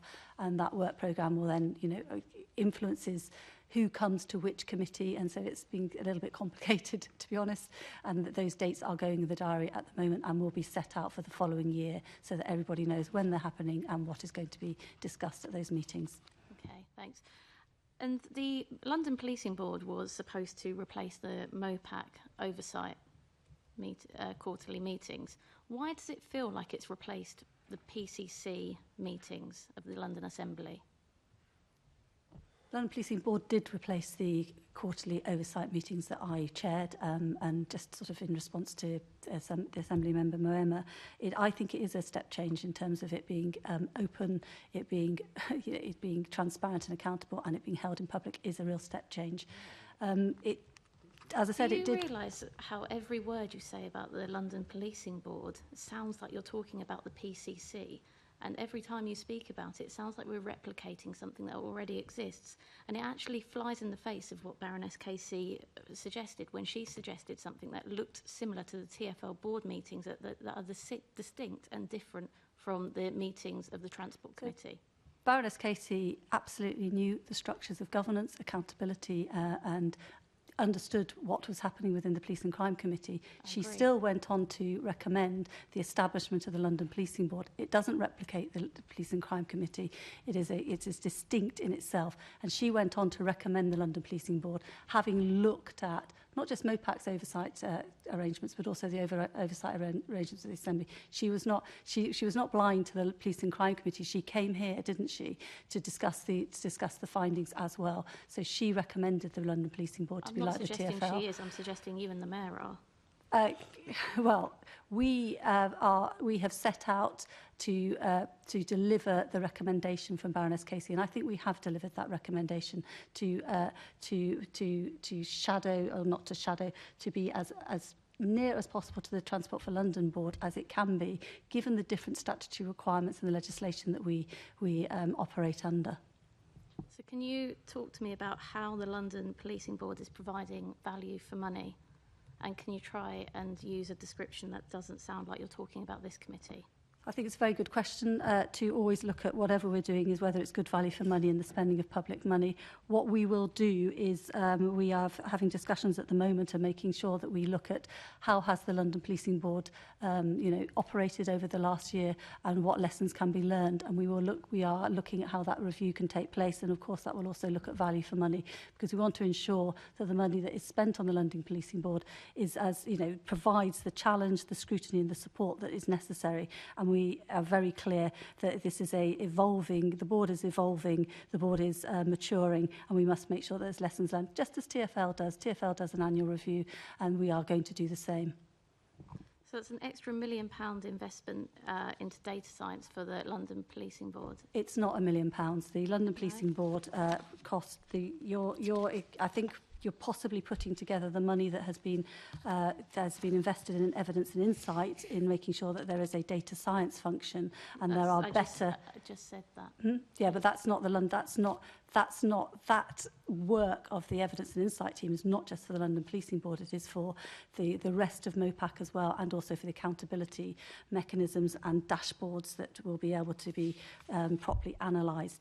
The London Policing Board itself and the cost of the London Policing Board is much smaller, and I think this year it's roughly £340,000 in terms of the support and the maintenance of the London Policing Board. I mean, £340 might be good value. It's not £340 though. Well, it's not £340, is it? What? You said it was the value was £340. No, I said the cost is £340,000. Yeah, but you said 340. Well, that was so a slip of the tongue. Okay, I was just highlighting it wasn't 300. That probably would be good value, because from what I can see, so board members are getting £15,000, and the expectation is 15 days' work. That's £1,000 a day. How are we making sure we're getting value for money out of that? And also, with a maximum of 8 meetings per year, what are those other days being used for? I know Professor John Ashton has had one more meeting on missing children and exploited children. What other kind of work are we getting out of the board members for those 15 days? So the board members' expectation for board members was between 15 and 20 days' work on London Policing Board business. We, as MOPAC, we are... Sorry, it sounds like Big Brother, but we do assess and look at and track the use of that time to make sure that board members are not actually putting too much into what they're doing, because many of the board members are actually going far beyond the 15 to 20 days in the work that they're doing. I've already outlined some of the meetings that have taken place from the London Policing Board members, from budget to transformation to data statistics and analysis, not just around child exploitation, and Matt Twist has also referenced it, to looking at the the frontline leaders training.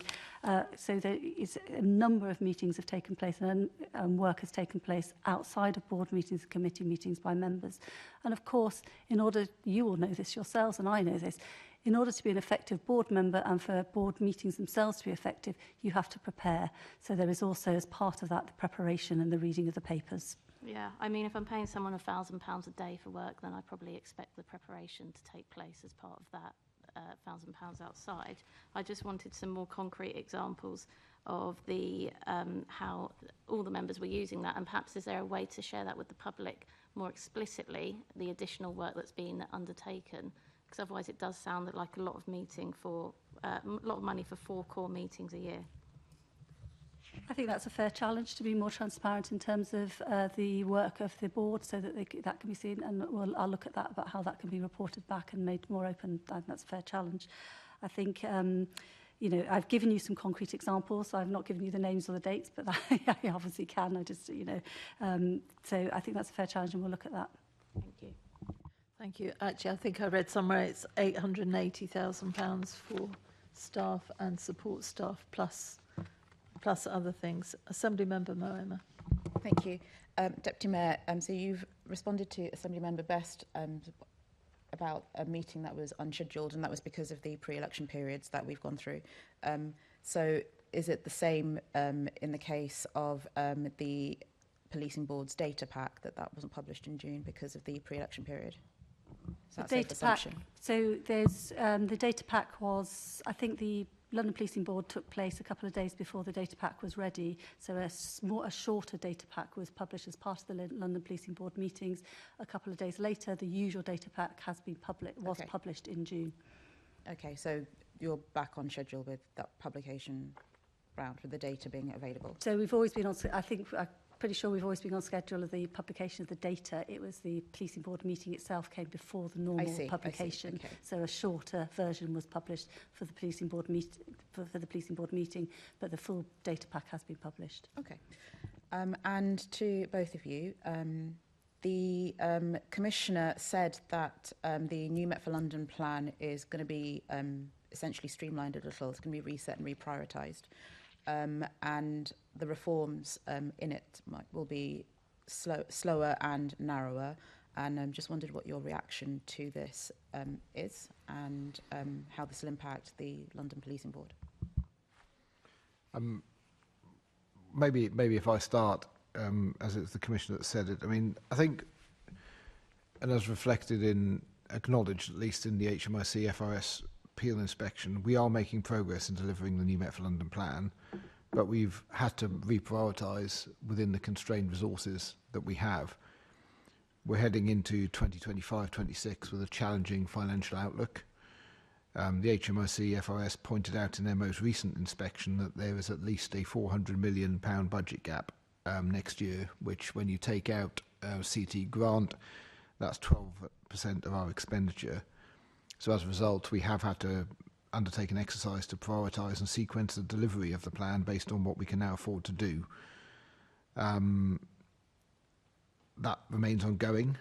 The budget position remains challenging and something we need to work through in the coming months, so we can work out how much of what we want to do we can afford to do in the next financial year. So I think that's the context in which the Commissioner made those statements.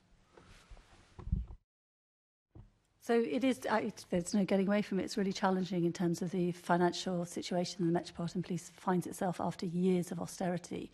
And at the moment, and this will be discussed next week at the London Policing Board, at the moment the Metropolitan Police are looking at that prioritisation, looking at the finances and looking at what they need to prioritise in the new Met for London plan. It is challenging and it is difficult. The London Policing Board, if you know this is a part about the London Policing Board, it has already questioned and challenged on the new Met for London plan.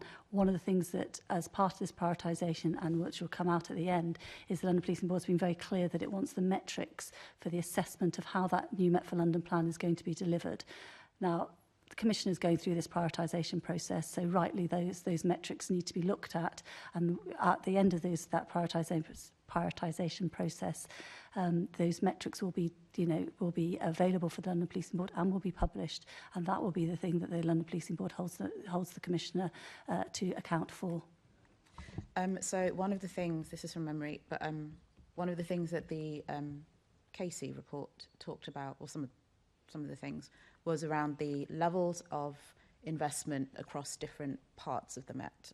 So, for example, neighbourhood policing had suffered, it felt like, all the cuts, whereas things like Parliamentary and Diplomatic Command, where issues arose, to say the least, they had less so, and those parts of the Met that had equipment, guns and so on, did not, and they were able to request equipment almost at will. That's a bit of a mischievous recollection of it, but that's essentially how it read. And in this prioritisation of what will be delivered, because for Londoners, one of the main priorities is that reinstatement of neighbourhood policing and securing communities, making sure that we have visible policing that's also effective, and that those crimes like robbery, phone snatches, all those sorts of things are addressed and dealt with. And I just wonder, in your conversations with the Policing Board, the level of granularity you have around what that rephasing will look like. I completely understand the financial reasons for that, but also if you are going to get to a level of granularity where you can share that with this committee, because we obviously have those concerns from our constituents' perspective, where the focus of over a period of years, as you say, kind of those cuts because of austerity, the focus has been on things that perhaps are a little bit more removed from an ordinary person who is dealing with antisocial behaviour, with all of the issues that better neighbourhood policing could better address. You're absolutely right. Your recollection is right around, one of the key findings of Baroness Casey's report was the diminution of the front line. The London Policing Board has certainly been looking at this. It had the neighbourhood at the June meeting. I think it was June. The June meeting had the paper on neighbourhood policing and the questioning of the Commissioner around how that was going to be delivered, and also, really importantly, what impact is that going to have? Because you can talk about numbers, you can talk about moving people, but the really important thing is what do you expect that impact to be, and how will you assess it and evaluate it? And again, going back to the questions of the London Policing Board, that's incredibly important. But I also think, you know, during the course of this meeting, I genuinely think we've seen the difference, the change in the Metropolitan Police around protecting the front line, or really understanding the impact on the front line, because, you know, Assistant Commissioner Matt Twist has already talked about how they have tried to make sure that the abstractions for public order policing don't just fall on the front line, that they have been balancing that throughout the organisation. That is, I think, a really important change, which we hadn't seen, that it was often frontline policing. They may still well be being abstracted, but they are not being abstracted to the same extent as before. That's a real difference. And it's certainly something, there's the London Policing Board that is looking at that, but it's certainly something as oversight from MOPAC, because obviously that continues as well. And in the budget setting from last year, one of the key questions we asked was, show us the proportion of the funding that's going to the front line, the proportion of the funding that's going to the specialist units, and what decisions are being made, so that we could have that oversight of how this is looking throughout the Metropolitan Police. Okay, Assembly Member Deval, very quickly. Can I just go back to Casey and I was very much taken by your last response about what we're requiring is change and how we manage that. The policing board is very different to what Casey was envisaging and driving through some of the change arising out of her reports. The new Met for London, the cultural, attitudinal issues that needed to change for effective policing. So I don't mind the policing board, but I think it's right that we focus. Are they focusing on the right issues, given that the next item we're going to be talking about is performance and the inspection regime and what that chucks at the Met in terms of management issues. So I just want to go back to the issues. In amongst the policing board, you also abolished a number of different issues. We have touched on this previously around the London Crime Reduction Board.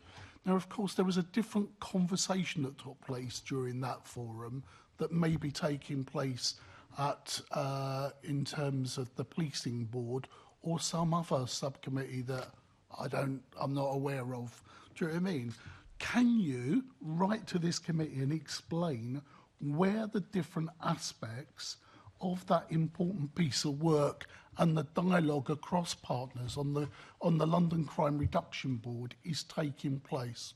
Where do you think it's taking place, or is it not taking place because the demands and changes required don't require that anymore? That was of old. We now have got this. This is what's driving through performance issues and partnership working across London. Of course, we can write to you about that, and we have talked about it before.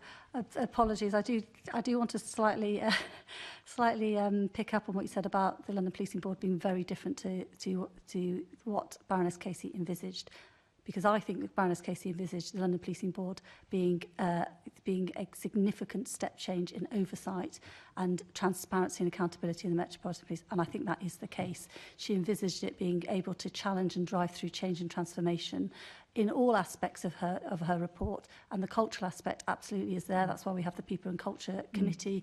That's why during the neighbourhood policing paper, one of the key questions from one of the members was, you're talking about, this paper's about neighbourhood policing. Explain to us how this is going to change the culture of the Met as well. So I don't actually probably agree with you, I'm afraid, in terms of it being very different to envisaged. I don't think we're in disagreement. Okay. I don't mind, but actually, when Casey was questioned here at this committee, she talked about 5 people driving through transformation and change and helping support the Metropolitan Police in delivering that, arising out of the issues that she found out about, but also building on the then crisis we were dealing with.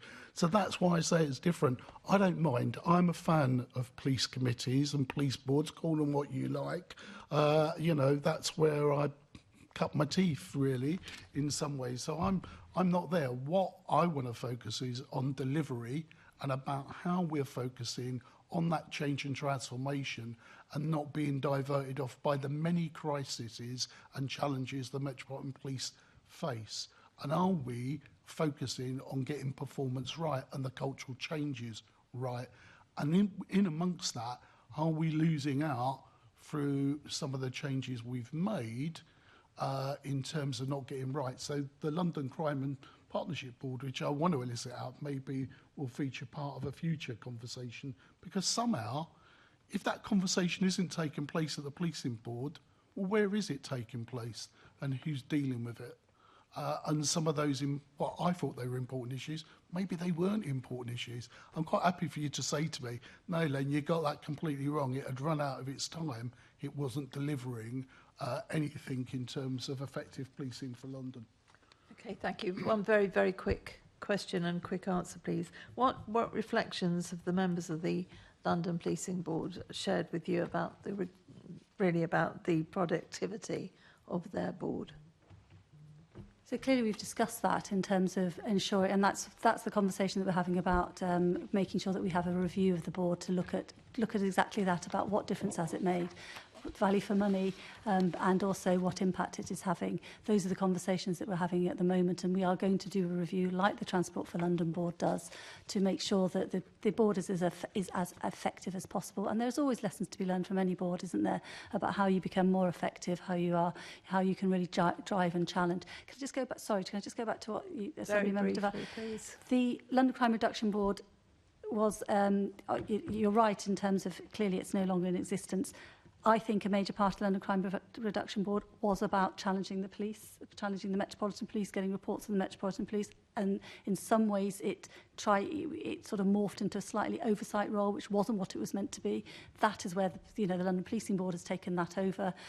There are many other places, not many, there are other places that those conversations and discussions take place. So, for example, papers on victims, papers on probation or the criminal justice system go to the London Criminal Justice Board that I now chair. So but I can obviously write to you about that.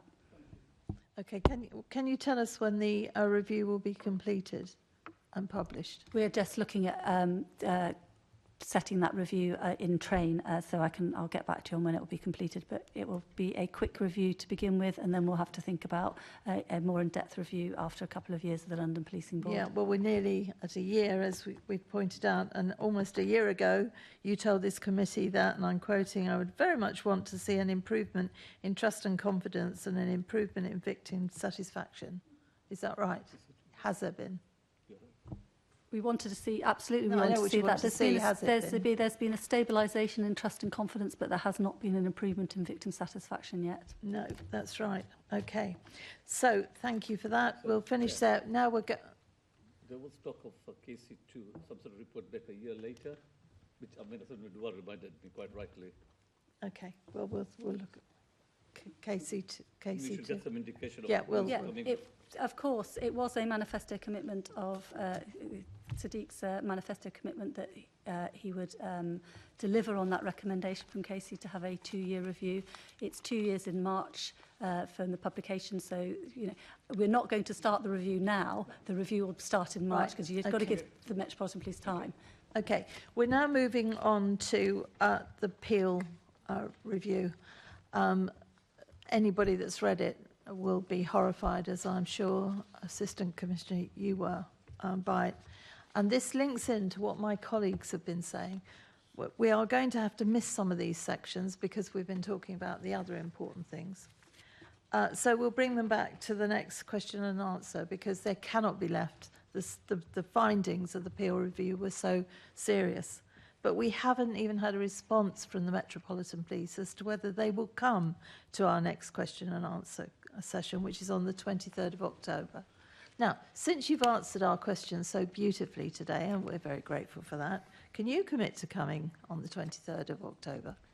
So, Chair, I can't now. I don't know what I'm doing on the 23rd of October. I will go back and work with our team to see what can be done. If I say yes and then I find out that I'm meant to be somewhere else, that would be disappointing. So I will go back to and speak to colleagues and see if I'm able to come on the 23rd of October. Yes, please, because I think you've proved today the importance. You've explained why the police have done some of the things they've done that quells thoughts that have gone on social media. You've sat there and given an honest answer as to why you've done certain things. Whether we agree with that or not is separate, but it's giving your side of it.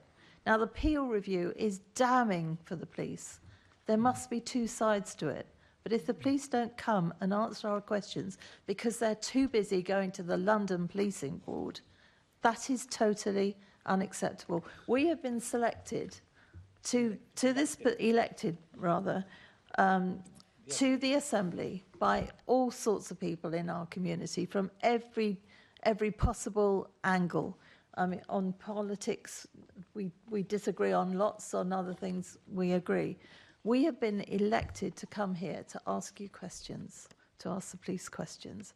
It therefore is absolutely vital that we get the police to come in and answer our questions on the 23rd of October. So if you could go back, because I know we're not going to get through all this, and try and grab somebody and make them come, we would be very grateful. I understand the question, and I will go back and see what I can do. Very grateful, thank you. So we're now going over to Assembly Member Lord Bailey. Thank you, Chair.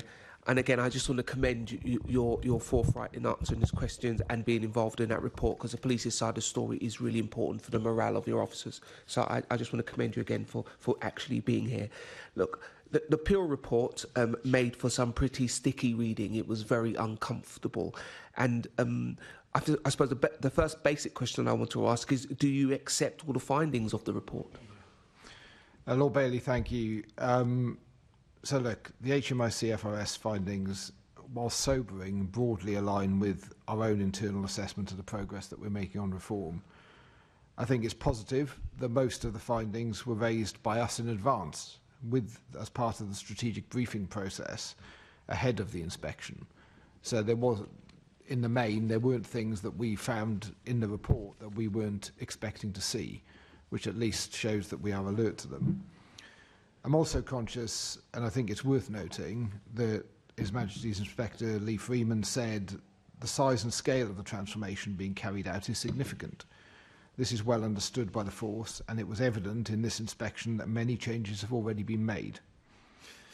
And whilst many of their findings are causes for concern, they align with the analysis of the Met Management Board and where our investment should be focused and why reform is needed. And one of the Assembly Member Waymer mentioned earlier about our commitment to deliver the strongest ever neighbourhood policing, our commitment to reinvest in public protection, some of which we have already done. I think in terms of the biggest concern for me coming out of that report was we agree that there's a serious challenge on some neighbourhood offences where I think a combination of some of the public order challenges and resourcing issues are affecting our ability to deal with volume of crime and volume of offenders in London. It's clear demand is up. Complexity per unit of demand is up significantly. Officer numbers are down as a result of recruitment challenges, and the budget is getting smaller. So those four things taken together point to some of the challenges that we're experiencing in terms of volume crime. But there is also some, and again, I don't in any way want to try and sugarcoat this, but it is important that we look at everything. And whilst we understand that whilst our rates of burglary are lower than other big cities, which is positive, on robbery, theft, person and vehicle crime, we have serious challenges on the crime rate. Whilst our outcomes are below what we would expect them to be in neighbourhood offences, the positive outcome rate for non-victim-based crime, so the stuff we deal with proactively, is significantly above many other forces. And I think the other thing to draw out is the inspectors raised many similar issues earlier this year in February 2024 when they released their child exploitation inspection findings. And at the time, we acknowledged those issues and are setting in train measures to address them. So there's much to do. It is a sobering report. I'm pleased that we are aware of it, and in our strategic briefing we were able to draw the inspectors to the key issues that we still think are challenging, and reiterate our commitment to deliver against them. I think it's your response. That there's one silver lining in your response, that there's no feeling of hiding. You are trying to lay the issues you find on the table. I think that's a significant improvement from where they has been maybe in the past. Deputy Mayor, do you accept all the findings in the HMICFRS report? Yes, of course I do. I mean, I think the inspectorate is an important part of the oversight of public, well, inspector of any public sector organisation is an incredibly important part of the oversight and understanding what's going on, but also looking for, you know, whether there's value for money and the impact. It was a really difficult report, and you know, Assistant Commissioner Matt Twist is very clear about that. It is really challenging, and you know, it is a difficult report. The number, you know, there's 2 inadequates and 5 requires improvements in that report. That's difficult. But what it does do is reinforce most of the findings of the Metropolitan Police already. Assistant Commissioner Matt Twist is absolutely right that they had flagged nearly everything that was in that report. But of course it's the inspectorate, and they've been in and really looked at all sorts of areas of the Metropolitan Police that we can't look at or haven't looked at, and it has flagged some other issues as well. And it's really important that those other issues, and I know that will be taken into consideration, and they're doing the assessment and the alignment around, is everything that's been picked up through this Peel report, is it in the new Met for London or not? And if it's not, what can be done about it? And that's really important. And that's part of the work that's, that the Met have undertaken very quickly as part of the work around prioritisation as well. Because the inspectorate I think it's helpful. It gives you a route map. It gives you a very clear exposition of issues, and it gives a very clear reasons for it and what needs to happen. So it is helpful in that way to have the inspectorate to be able to do this type of in-depth report into the Metropolitan Police. Is there any specific action that MOPAC is taking in response to this? Because I've been on this committee a while. You've obviously spoken to us at length, and one could be forgiven for thinking the Met was in a much better place, listening to you speak about all of the interaction that MOPAC has had with the Met, all the meetings and new boards and new actions you've set up. And if that was the only report someone had about the Met, they'd then be shocked to then read the Peel report. I think, sorry, I'm going to get into trouble again with you. I don't recognise that as your description of what I say at committees or what I've been doing as everything is fine and rosy in the Metropolitan Police. The Mayor made sure that the Casey report was commissioned. We have commissioned through MOPAC 2 independent reports through the Inspectorate, one on the back of the Stephen Port, the terrible cases of the murders of Stephen Port, around investigation, in fact, which is part of this Peel report. And we have also commissioned the Inspectorate around child sexual exploitation because we were not assured as to what was happening within the Metropolitan Police. So whilst we do undertake all the oversight, and I stand by the oversight, we still have been concerned about the level of improvement. So apologies, I'm waiting for you to come back at me around not recognising the way in which I talk about this. I want to be very clear. You have, on a regular occasions, told us that you've set up many new systems. Those systems are working well, and if someone reads the Peel report, they would have to surmise that those systems are not working well, that progress has not been made. And that's the point I make. And that's why I asked a specific question, what next? What additional things will MOPAC so do? In terms of the Peel inspection, the report, it was published on August the 15th. We genuinely don't get a full view of the report until 2 days, I think it is, before it is published. We clearly have conversations with the inspectorate about what might or might not be in it, but we don't see the report until then. And since then, we have been working with the Metropolitan Police around that piece of work that I talked about what is there in the Peel report that's flagged up as a problem and needs improvement or is inadequate, and is it in new Met for London, and that assessment. And that is the work that is ongoing between MOPAC and the Met, and the conversations that we're having. That's a conversation I've had with the Commissioner and the Deputy Commissioner as to that prioritisation process. So the answer is you are now looking for the things that the Peel report would highlight that may not be in our report because they have different levels of access to. Yeah. Looking at what is in the Peel report compared to what is in the improvement and transformation plans through New Met for London, and do they adequately align? And is there enough, for example, is there enough focus on investigations? Is there enough focus on the impact of neighbourhood policing? What is the Metropolitan Police going to be doing about what is in the Peel report around that? The strategic leadership and the strategic, the strategic drive and vision of the Metropolitan Police, and how is that being translated, and how is it actually impacting the front line? Is there enough in New Met for London for that? And therefore, what do we as an oversight body, and what does the London Policing Board do as well in ensuring that it can challenge and understand improvements and progress around that. Okay, that's a reasonable action. You're not in trouble for that one, is well, that you need. I just want to come to one quick question to the AC. Is there anything in particular in the report that you know, all your experience in as being an actual police officer are particularly distressed about? What I was really distressed about is the lack of investigation, the low quality of investigations, because I think the biggest driver of crime is the idea that you'll get away with it. But the one silver lining was your better use of stop and search, which, despite the mayor's position on stop and search historically, I think you've arrived at a place, certainly your boss has arrived at a place where it's been used, because it's one of the most important tools in making our streets safe. So what's the bit that you're most happy about, but more importantly, what's the bit you are most distressed about?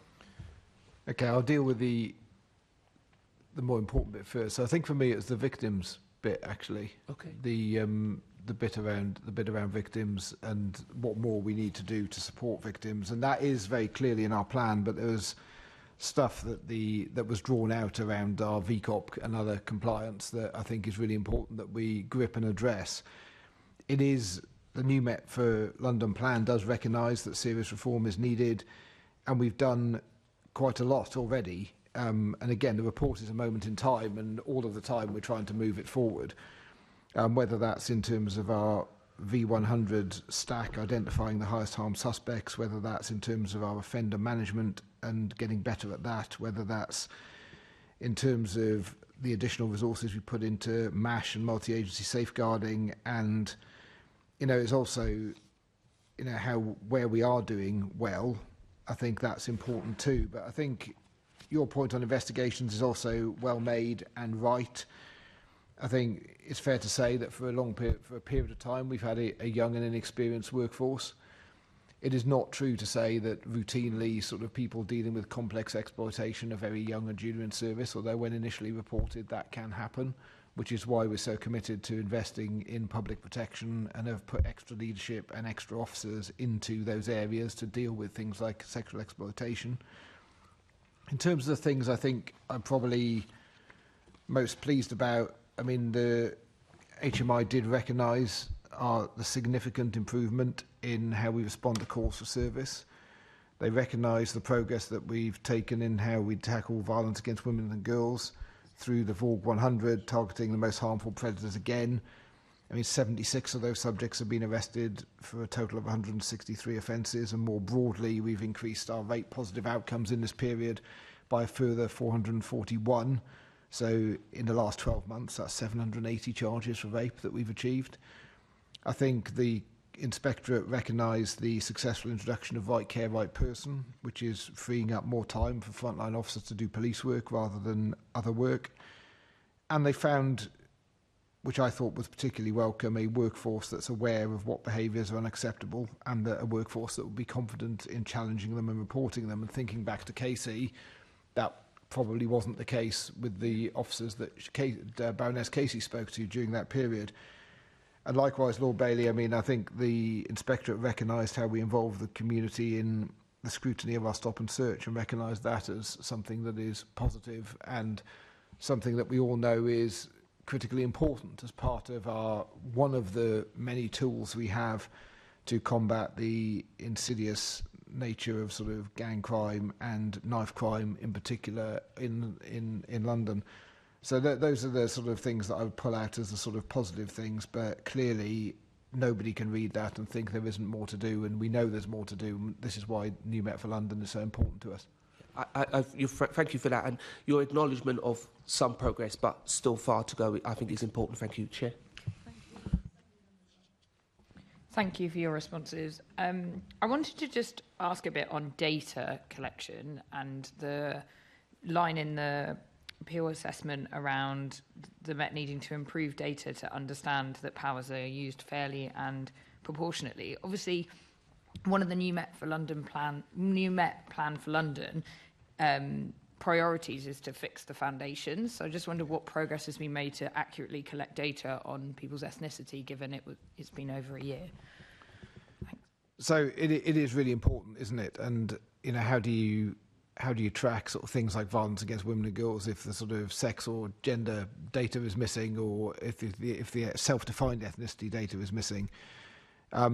It's something that we talk about regularly. It's something that, as recently as a few weeks ago, we were discussing through meetings linked to the implementation of Connect and meetings linked to how we can improve our data quality.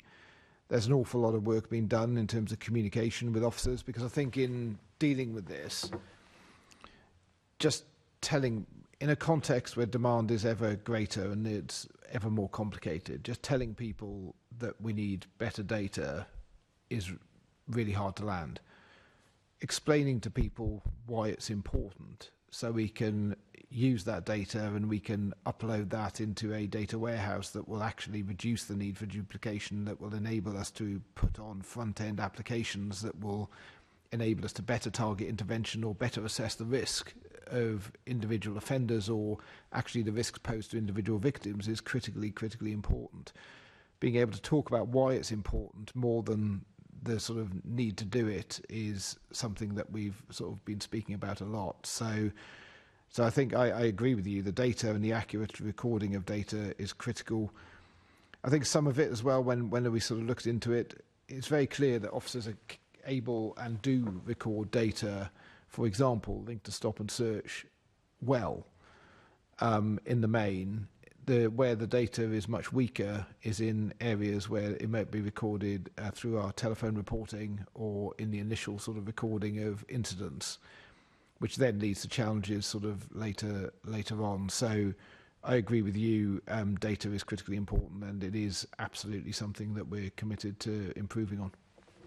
Thank you for that. And do you know when that will be, when you will get to a point where you can say that you've done as much as possible with the training element? I said this when we came to the session to meet the Commissioner. I was speaking to the person leading some of the transformation. I know how difficult it is from the NHS transformation that I've led in my previous roles. But I think, yeah, as you said, it's a big part of the culture of understanding the importance of it. And I just wondered, yeah, how much has been done on that? So a lot, and we have a director within digital and data technology team who is, spends a good deal of her time focusing on this issue. I don't have a date here with me today as to when I think it's going to be fixed. It's definitely going to be an evolutionary process rather than something that we can fix overnight. But I'm happy to come back to you and sort of outline what the programme is and when we think we will get into a better place. We are seeing the numbers change already, particularly on sex recording. We are seeing the numbers improve significantly on that in terms of our entries onto Connect. And they are looking at ways. There's a balance, because you can, say for example on Connect, which is the system that brings together all of our previous sort of crime recording and intelligence, you can insert sort of mandatory fields, but every time you do that there's a trade-off, because I'm told, and I'm not an expert, but it makes the system sort of fractionally slower, and the more that you do that, the slower the thing goes for everybody. But we're working on that now to work out what, in terms of data entry, and what fields need to be mandatory and what fields can still be discretionary, and to allow the person to move on. So that's an important point. Great, yeah, because I think this bit is definitely really important. And then just to pick up on something you said a minute ago about community engagement, what I hear from communities is that the people that often attend the community engagement structures set up by the Metropolitan Police are the people who are happy to speak to the Metropolitan Police and often may not have had a traumatic experience, or are part of a community that don't feel like they can engage. So I just wondered how you've considered that in community engagement, if you've got structures to make sure you're hearing from all parts of the community. So I think the main thing that we're doing there is around delivering our strongest ever neighbourhood policing.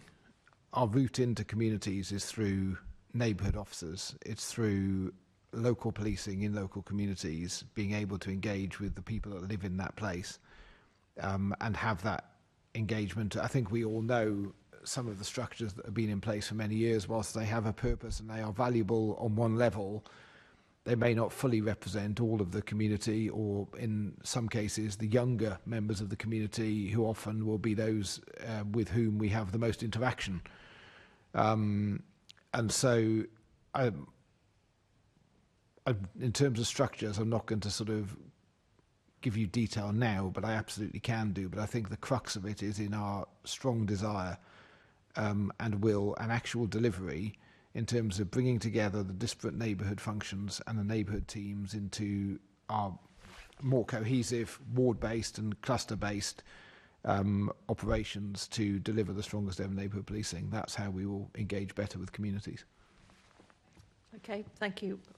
I agree with you about neighbourhood policing, absolutely. What I am not happy about is that so many neighbourhood teams aren't based anywhere near the ward that they're actually policing. And that really has to be dealt with. And this committee has been asking for God knows how long for the estate strategy, because we've got to get those police officers based back near where they are. If not, they have to get buses. In Harrow, the Stanmore team are based in Hatch End, so I have to get a bus to where they're supposed to be. It's a real pity, because I completely agree with you. I'm a massive supporter of neighbourhood policing, but not when they're stationed miles away. I'll move on, because but the estate strategy, when you're grabbing somebody by the neck to make sure they come to our next meeting, can you also whisper estate strategy in the Commissioner's ear, please? That would be well accepted. Thank you. So I'll get it in every meeting until we get this damn thing. Right, the next section is on the appeal on the investigating crime, which is marked as inadequate, and Assemblymember Duval's starting us off there. Look, I recognised in an earlier response about where the MPS is making progress, but when you have elements around investigating crime and issues around, the right person being allocated to the right crime being allocated to the right investigator, it does lead you to question and the supervisory roles of what is going on and why we still haven't got the consistency we require in this area. So this is where I'm going to a bit of tough love issues here. What is going on? Why is that there in the report? Is that a fair issue? I mean, you're on the back foot. Every time we have one of these reviews, it seems to me that the police take another knock. You take one step forward, 2 steps backwards, and that leads to trust and confidence issues around the basics, around what you're meant to be doing, investigating crime. So do you want to comment on that? Yeah.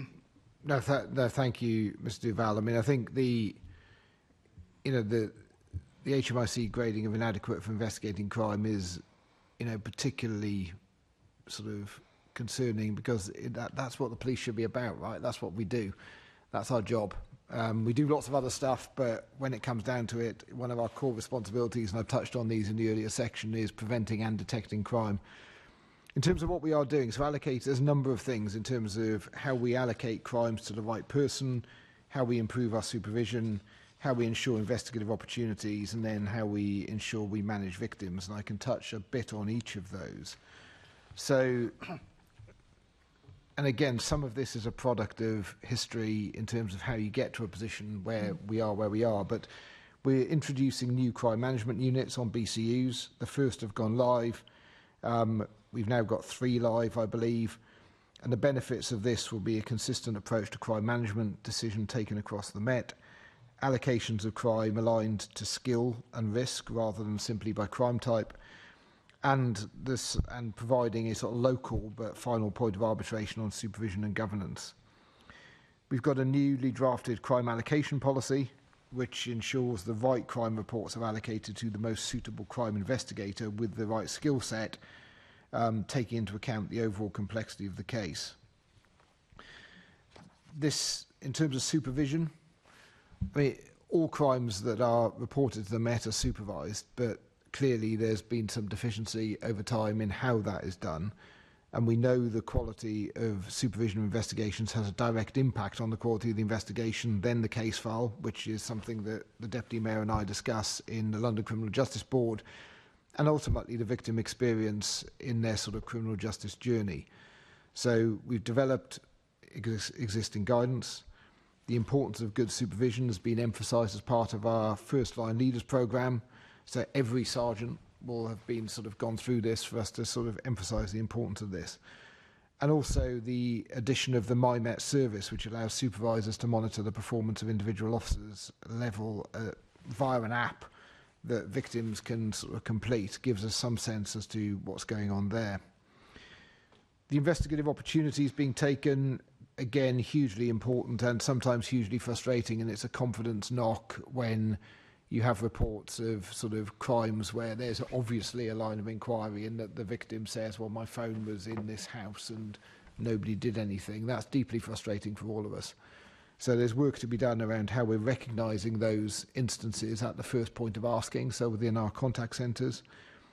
And also, as a trial, a new quality assurance process to dip sample cases on each BCU to make sure we're sort of spotting and taking easy opportunities. Because it is evident and it's clear that with the volume we're dealing with, we can't detect everything. We've never been able to, but now more difficult choices have to be made because, as I touched on before, demand is up, the complexity per unit of demand is up, and the number of officers is going the other way. So in terms of criminal crime management, though, the end-to-end op model review begins this month and is looking to bring more efficiency and increase effectiveness, both in terms of the force control room, in terms of deploying and tasking deployment against trackable assets, so things like phones or bikes or air tags, and also volume crime team sort of using CID investigators with the College of Policing to advise how we may do better on that. And finally, we've already started a pilot around criminal justice case builders introduced in March 24, using dedicated case builders to help at the back end of this. So once we've done the investigation, to make sure that we can complete a file that meets the sort of Crown Prosecution Service requirements. And we've seen that where we've done this in 2 locations, so it's not widespread, and difficult choices will need to be made in terms of finance if we want to make it widespread, but we've seen the increase from 26% to 56% in terms of our first-time compliance. So it's something I'm really acutely aware of. It's something we absolutely know we need to do better at, and we have plans in place, as I've outlined, so to do. So when do we think the complete rollout will occur? I mean, I'm not going to be shocked if you say some years, but it just seems to me that there needs to be a time frame of when that rest of that rollout is likely to happen across the BCUs. So sitting here today, I don't know. I'm not going to give you a date, but I can absolutely come back with a date, and the team will do that. Okay, if I can go to the Deputy Mayor now, in terms of what can the MPS do to reassure you that they are taking all the investigation opportunities that have been taken? I mean, it does raise some wider issues around screening out crimes and wider investigatory issues around making sure that our policies are up to date and we're not losing those opportunities to bring people to justice. So where's MOPAC in this, and what's your thinking about their relationship? I suppose one of the important role that I play is to chair the London Criminal Justice Board, and part of that is looking at the Assistant Commissioner Matt Twist has already talked about the discussions and the oversight and the challenge there around case file quality, for example, and getting those investigations to prosecution. In terms of what can we do to assure ourselves and assess that, we will have to, as part of that work that Matt Twist has outlined, to look at what metrics they are using to assure themselves of progress, and to be keeping a track of those and oversight of those. I have to say, in terms of the Peel report, the investigation bit, it was really difficult to read because MOPAC has done a number of reports around investigation. The London Rape Review has transformed into Operation Satira, which is about absolutely transforming investigation. There's been the VCOT compliance report. There's the quarterly reports that we have. So it was difficult because we haven't seen the progress that we would expect, even though we've done the oversight and done some real in-depth oversight as well. But in terms of going forward, it will be through the London Criminal Justice Board and the London Policing Board as well, in terms of through looking at New Met for London as well, as about how has this improved, what are your metrics, and how are you evaluating the impact. So it does beg the questions about, and you touched on it earlier, about prioritising what is, at some stage, not to answer now, but maybe in writing to the committee, how would you prioritise what would have the most impact on victims and crimes in terms of driving that down? How would you do it? We seem to have 1,000 flowers trying to bloom here. Do we need to actually, at some stage, focus on some key ones? No doubt you're going to tell me you are or what, but maybe you could share that with committee, because that would help us, I think, hone in on what we might need to focus over the years of this administration in terms of how we question or monitor progress. So I think it's clear that where we have focused and where we have prioritised, we have achieved results. So we look at our investigation into rape and serious sexual assault, where we are the best of our most similar forces. We look at our violence figures, which we see, aside, we're sort of, again, at the top end of our comparators in our other major cities. So it's clear that where we do focus, when we have focused on violence against women and girls and we have focused on violence as our priorities, we can see statistical shifts and we can actually perform very well. The challenge, as I set out at the start, is in the volume, is in the neighbourhood crime, is in the theft person, is in, burglary is going down, burglary is going the right way, but robbery, theft person, criminal damage, motor vehicle crime isn't. Whereas we are seeing good performance in terms of our violent crime and in terms of serious sexual offences. So that's not to say we absolutely must do more. And one of the things that we have looked at through the performance group that I chair is how we can look at the upper end of those theft person offences, particularly if they're linked to sort of more organised elements, particularly if they're linked to sort of high volume or recidivists that are committing sort of very significant numbers of crimes, as well as the number of suspects for that type of offence we have outstanding or wanted, either by the court or by us, in order to try and bring those numbers down.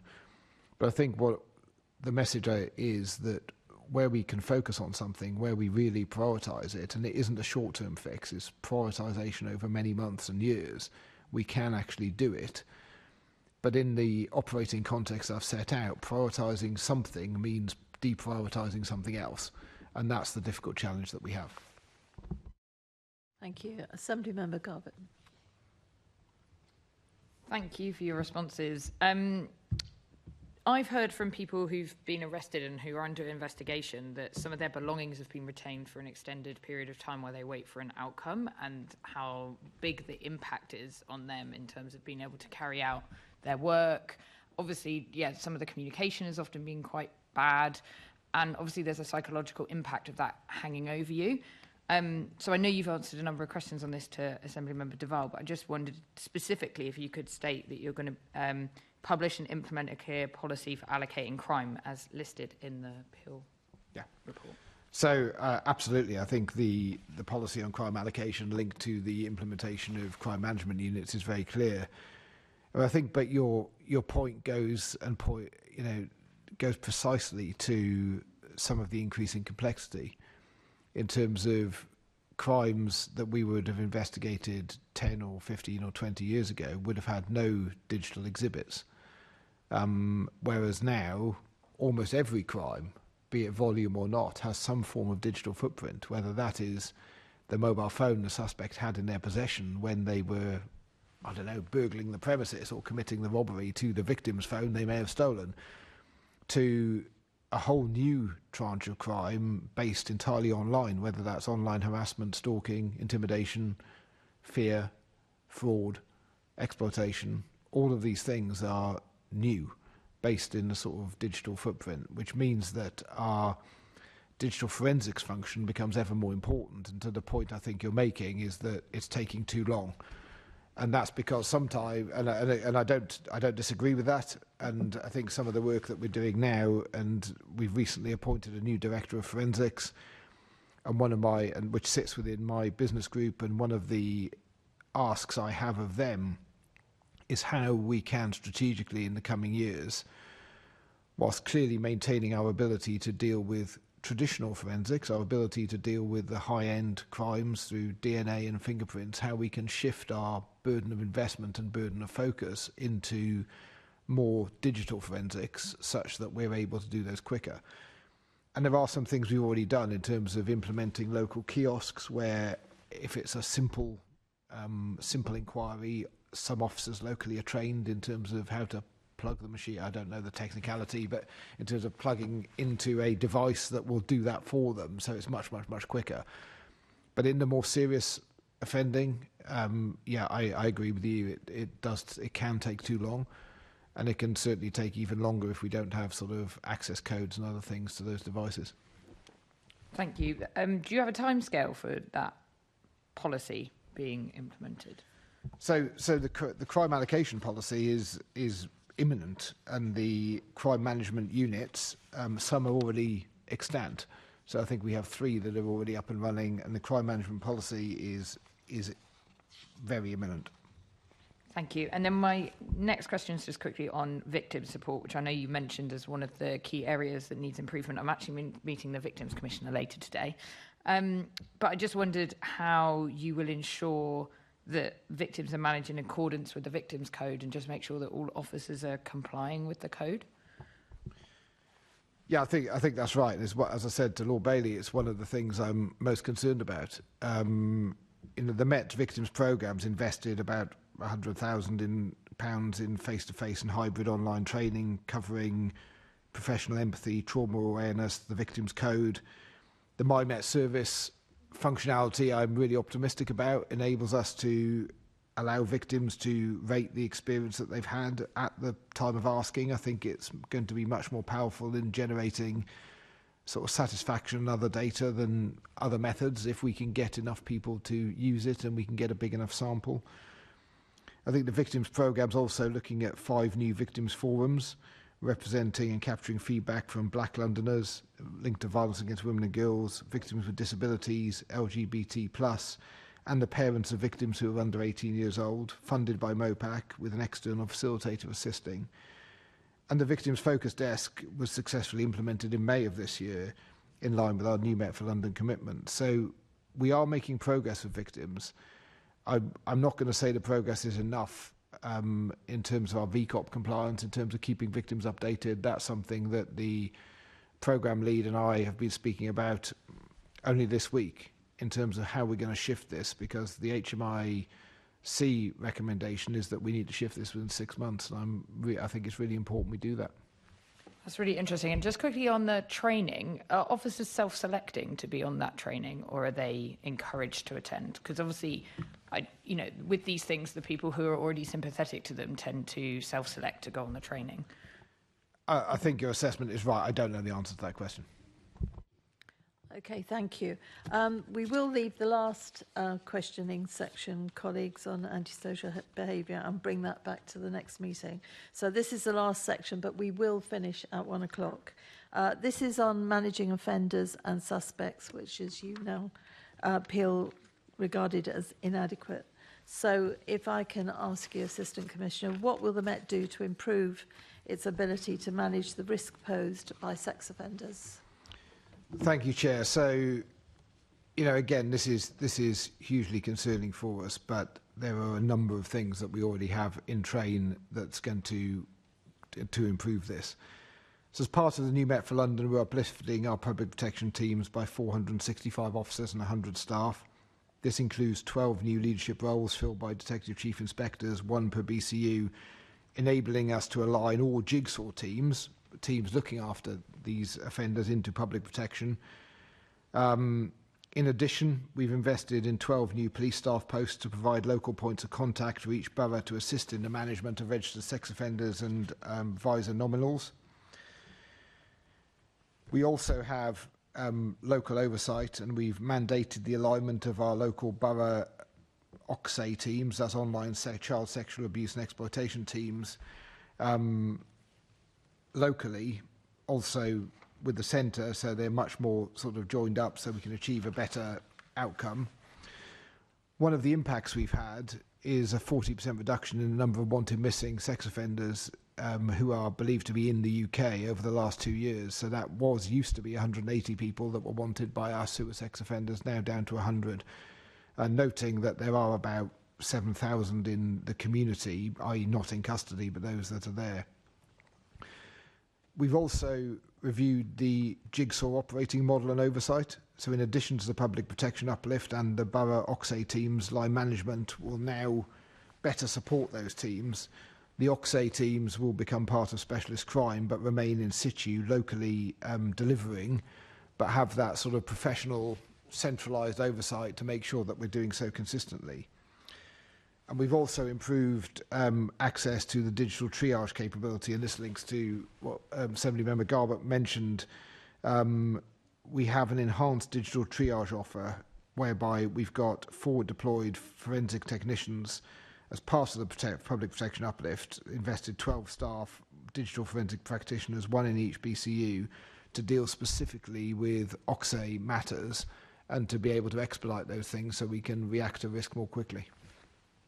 Okay. The inspection highlighted a 60% no further action rate for indecent imagery of children offence types. You'll agree they're very serious crimes. So is there any specific reason we're not seeing more prosecutions?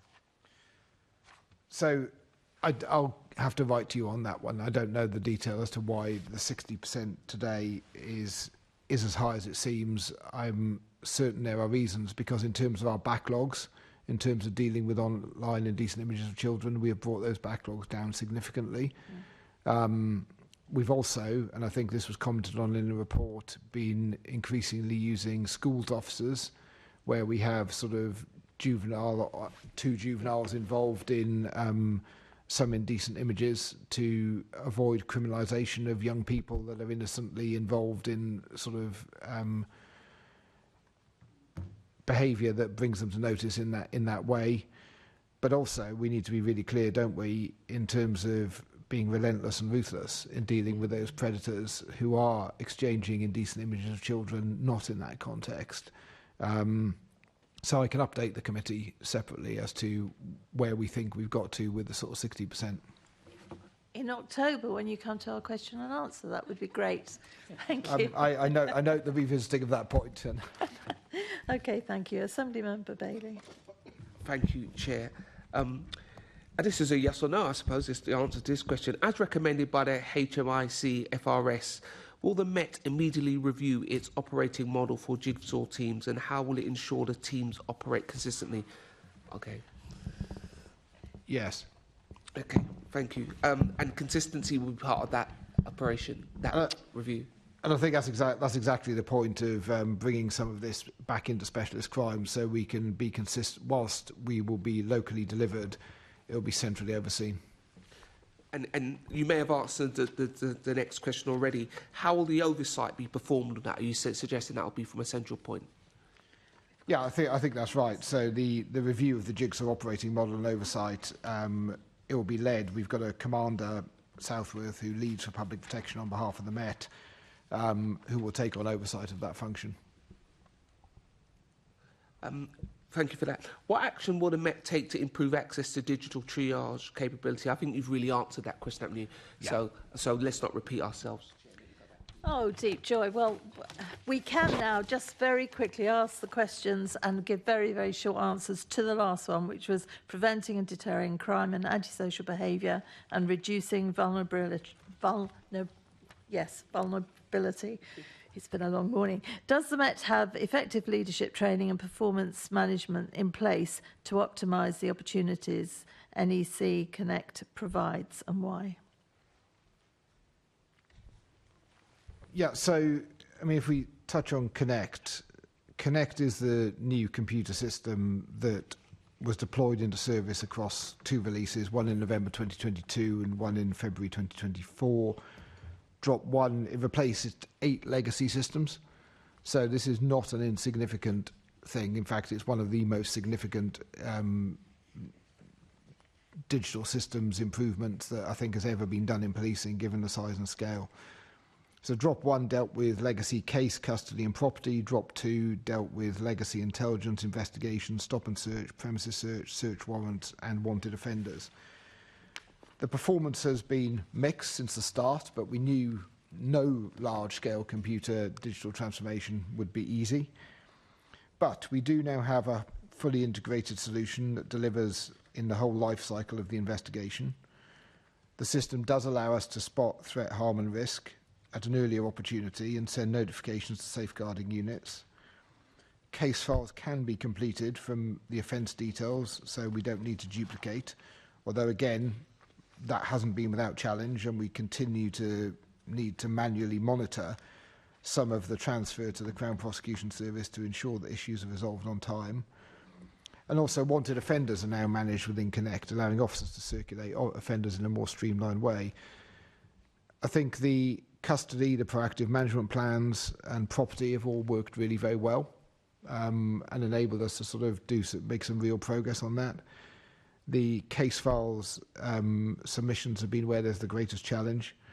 And also, I think, going back to earlier, some of our ability to search within Connect still requires some development, as well as the points the Assembly member made on data, which we need to continue.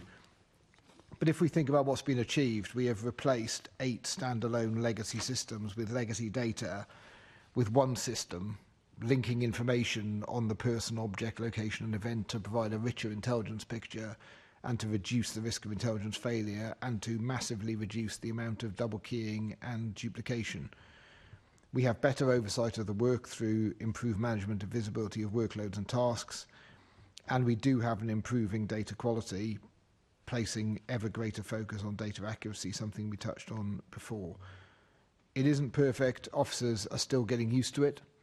And for some officers who may do a case file once or twice a year, it will still be clunky for a period of time. Yeah. But the actual system itself is operating, and it does give us some enormous opportunities for the future. Yeah, it's not before time, is it? It was in a real state. There are other questions on that, which we'll come back to another time because I want to get through this. Assembly Member Best. Thank you. Deputy Mayor, how can MOPAC assist the Met in improving community attendance at ward panel meetings?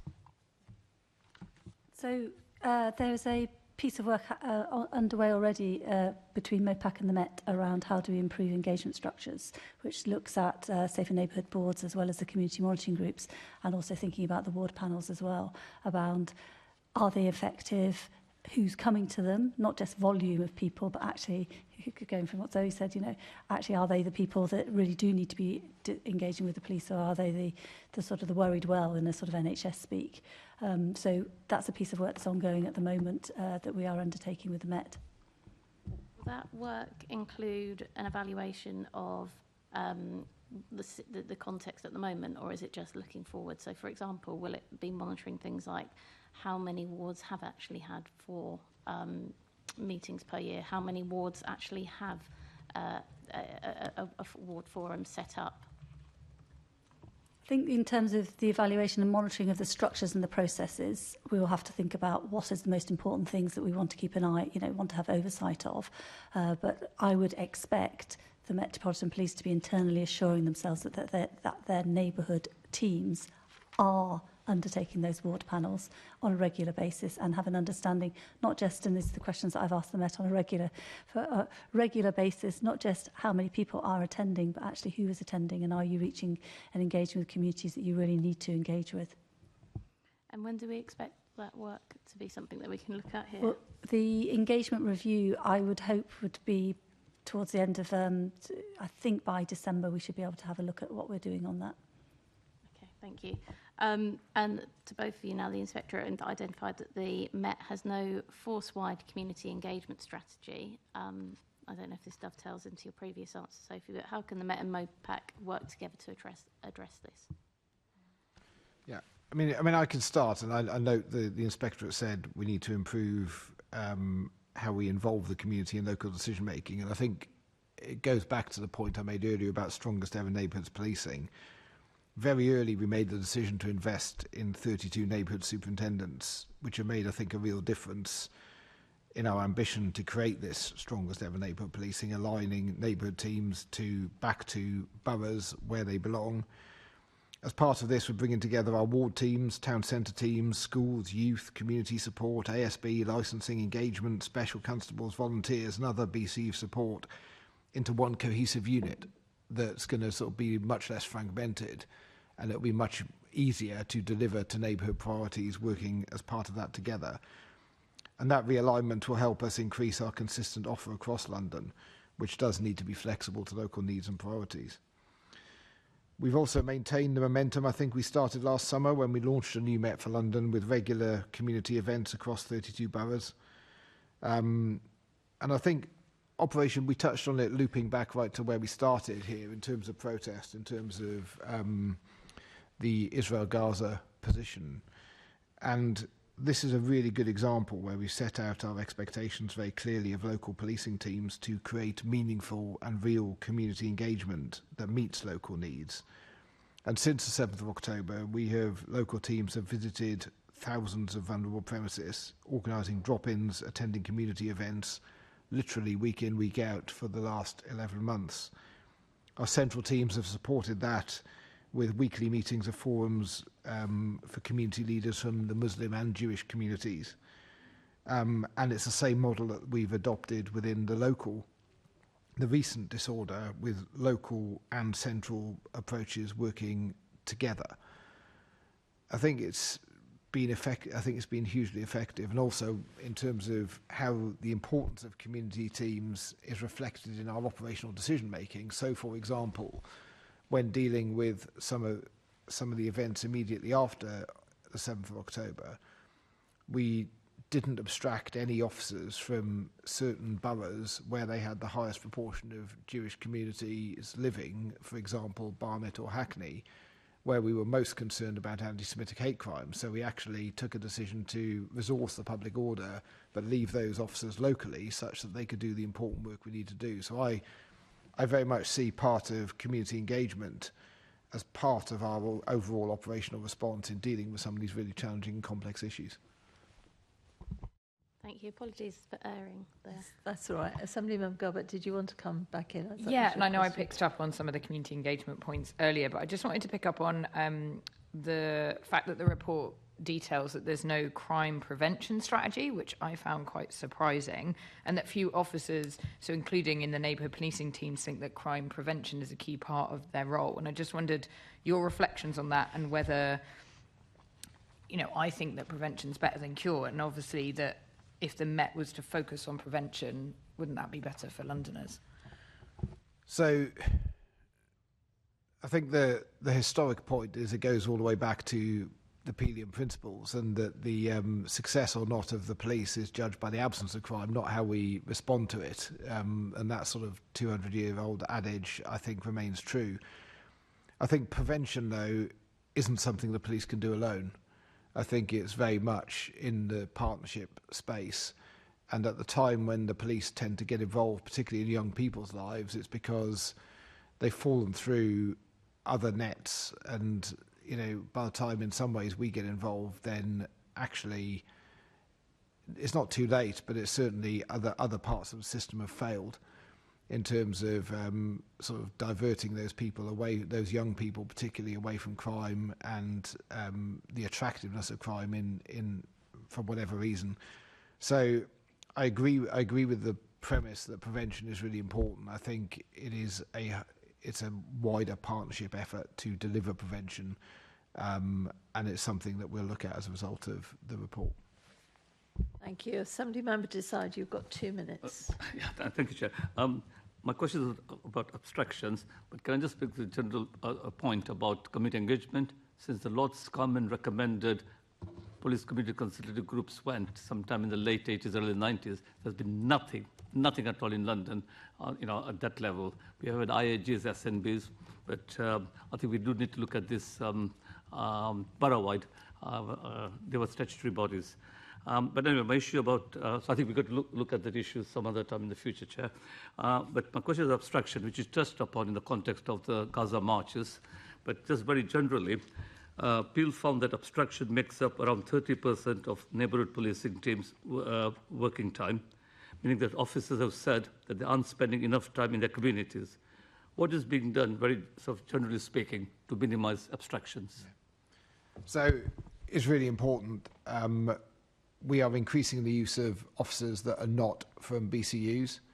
And I demonstrated that earlier in terms of the 4+2 thing, where we've got more officers that work predominantly 9 to 5 now, working weekends as part of their roster. We are making sure that officers that are not usually locally based have all of the kit and equipment they need such that they can be deployed. We're reviewing the amount of resources we're using on aid as part of this and where they come from. And we're sensitive to the needs of local communities at that time. And I just gave the illustration to Assemblymember Garbett around how we're sort of calibrating where we draw the resources on based on the issue that we're dealing with. But it's really clear, and it loops all the way back around to the start, both the chronic and acute demand of policing protest over the last 2 years. Those officers have to come from somewhere. And it becomes increasingly challenging in an organisation, and this goes back to sort of levels of funding we get for the capital city function, where the capital city functions are getting ever more demanding, and we are doing ever more of them in terms of both environmental protest linked to Israel Gaza, protest linked to individual events in other countries that resonate very loudly on the streets of London. There will continue to be abstractions, but to be clear, we are doing all we can to minimise those abstractions from neighbourhood teams, because I recognise and agree with the point that actually in solving some of these problems, in solving or identifying and engaging with communities, in spotting the polarisation, in dealing with the division, neighbourhood policing is critically important in that. So we want to minimise the abstraction insofar as we can. Chair, I'll leave it at that. Thank you. Thank you. Then we come in on time. Thank you, Assemblymember Desai. Right, I would like to thank our guests for attending this morning and for their answers to our questions. Can I ask the committee to note the report and the discussion? Can I ask the committee to note the monthly report from MOPAC? And can we also delegate authority to me as chairman in consultation with party group lead members to agree any output arising from the meeting? Agreed. Thank you. Can I ask the committee to note its definitely not woke, work programme? Noted, thank you. The next meeting of the committee is scheduled to take place on the 9th of October at 10 a.m. in the Chamber, City Hall. And the next question and answer session that we would love to see the police at is on the 23rd of October at 10 a.m. in the Chamber, City Hall. I have no other urgent business, so that concludes today's meeting.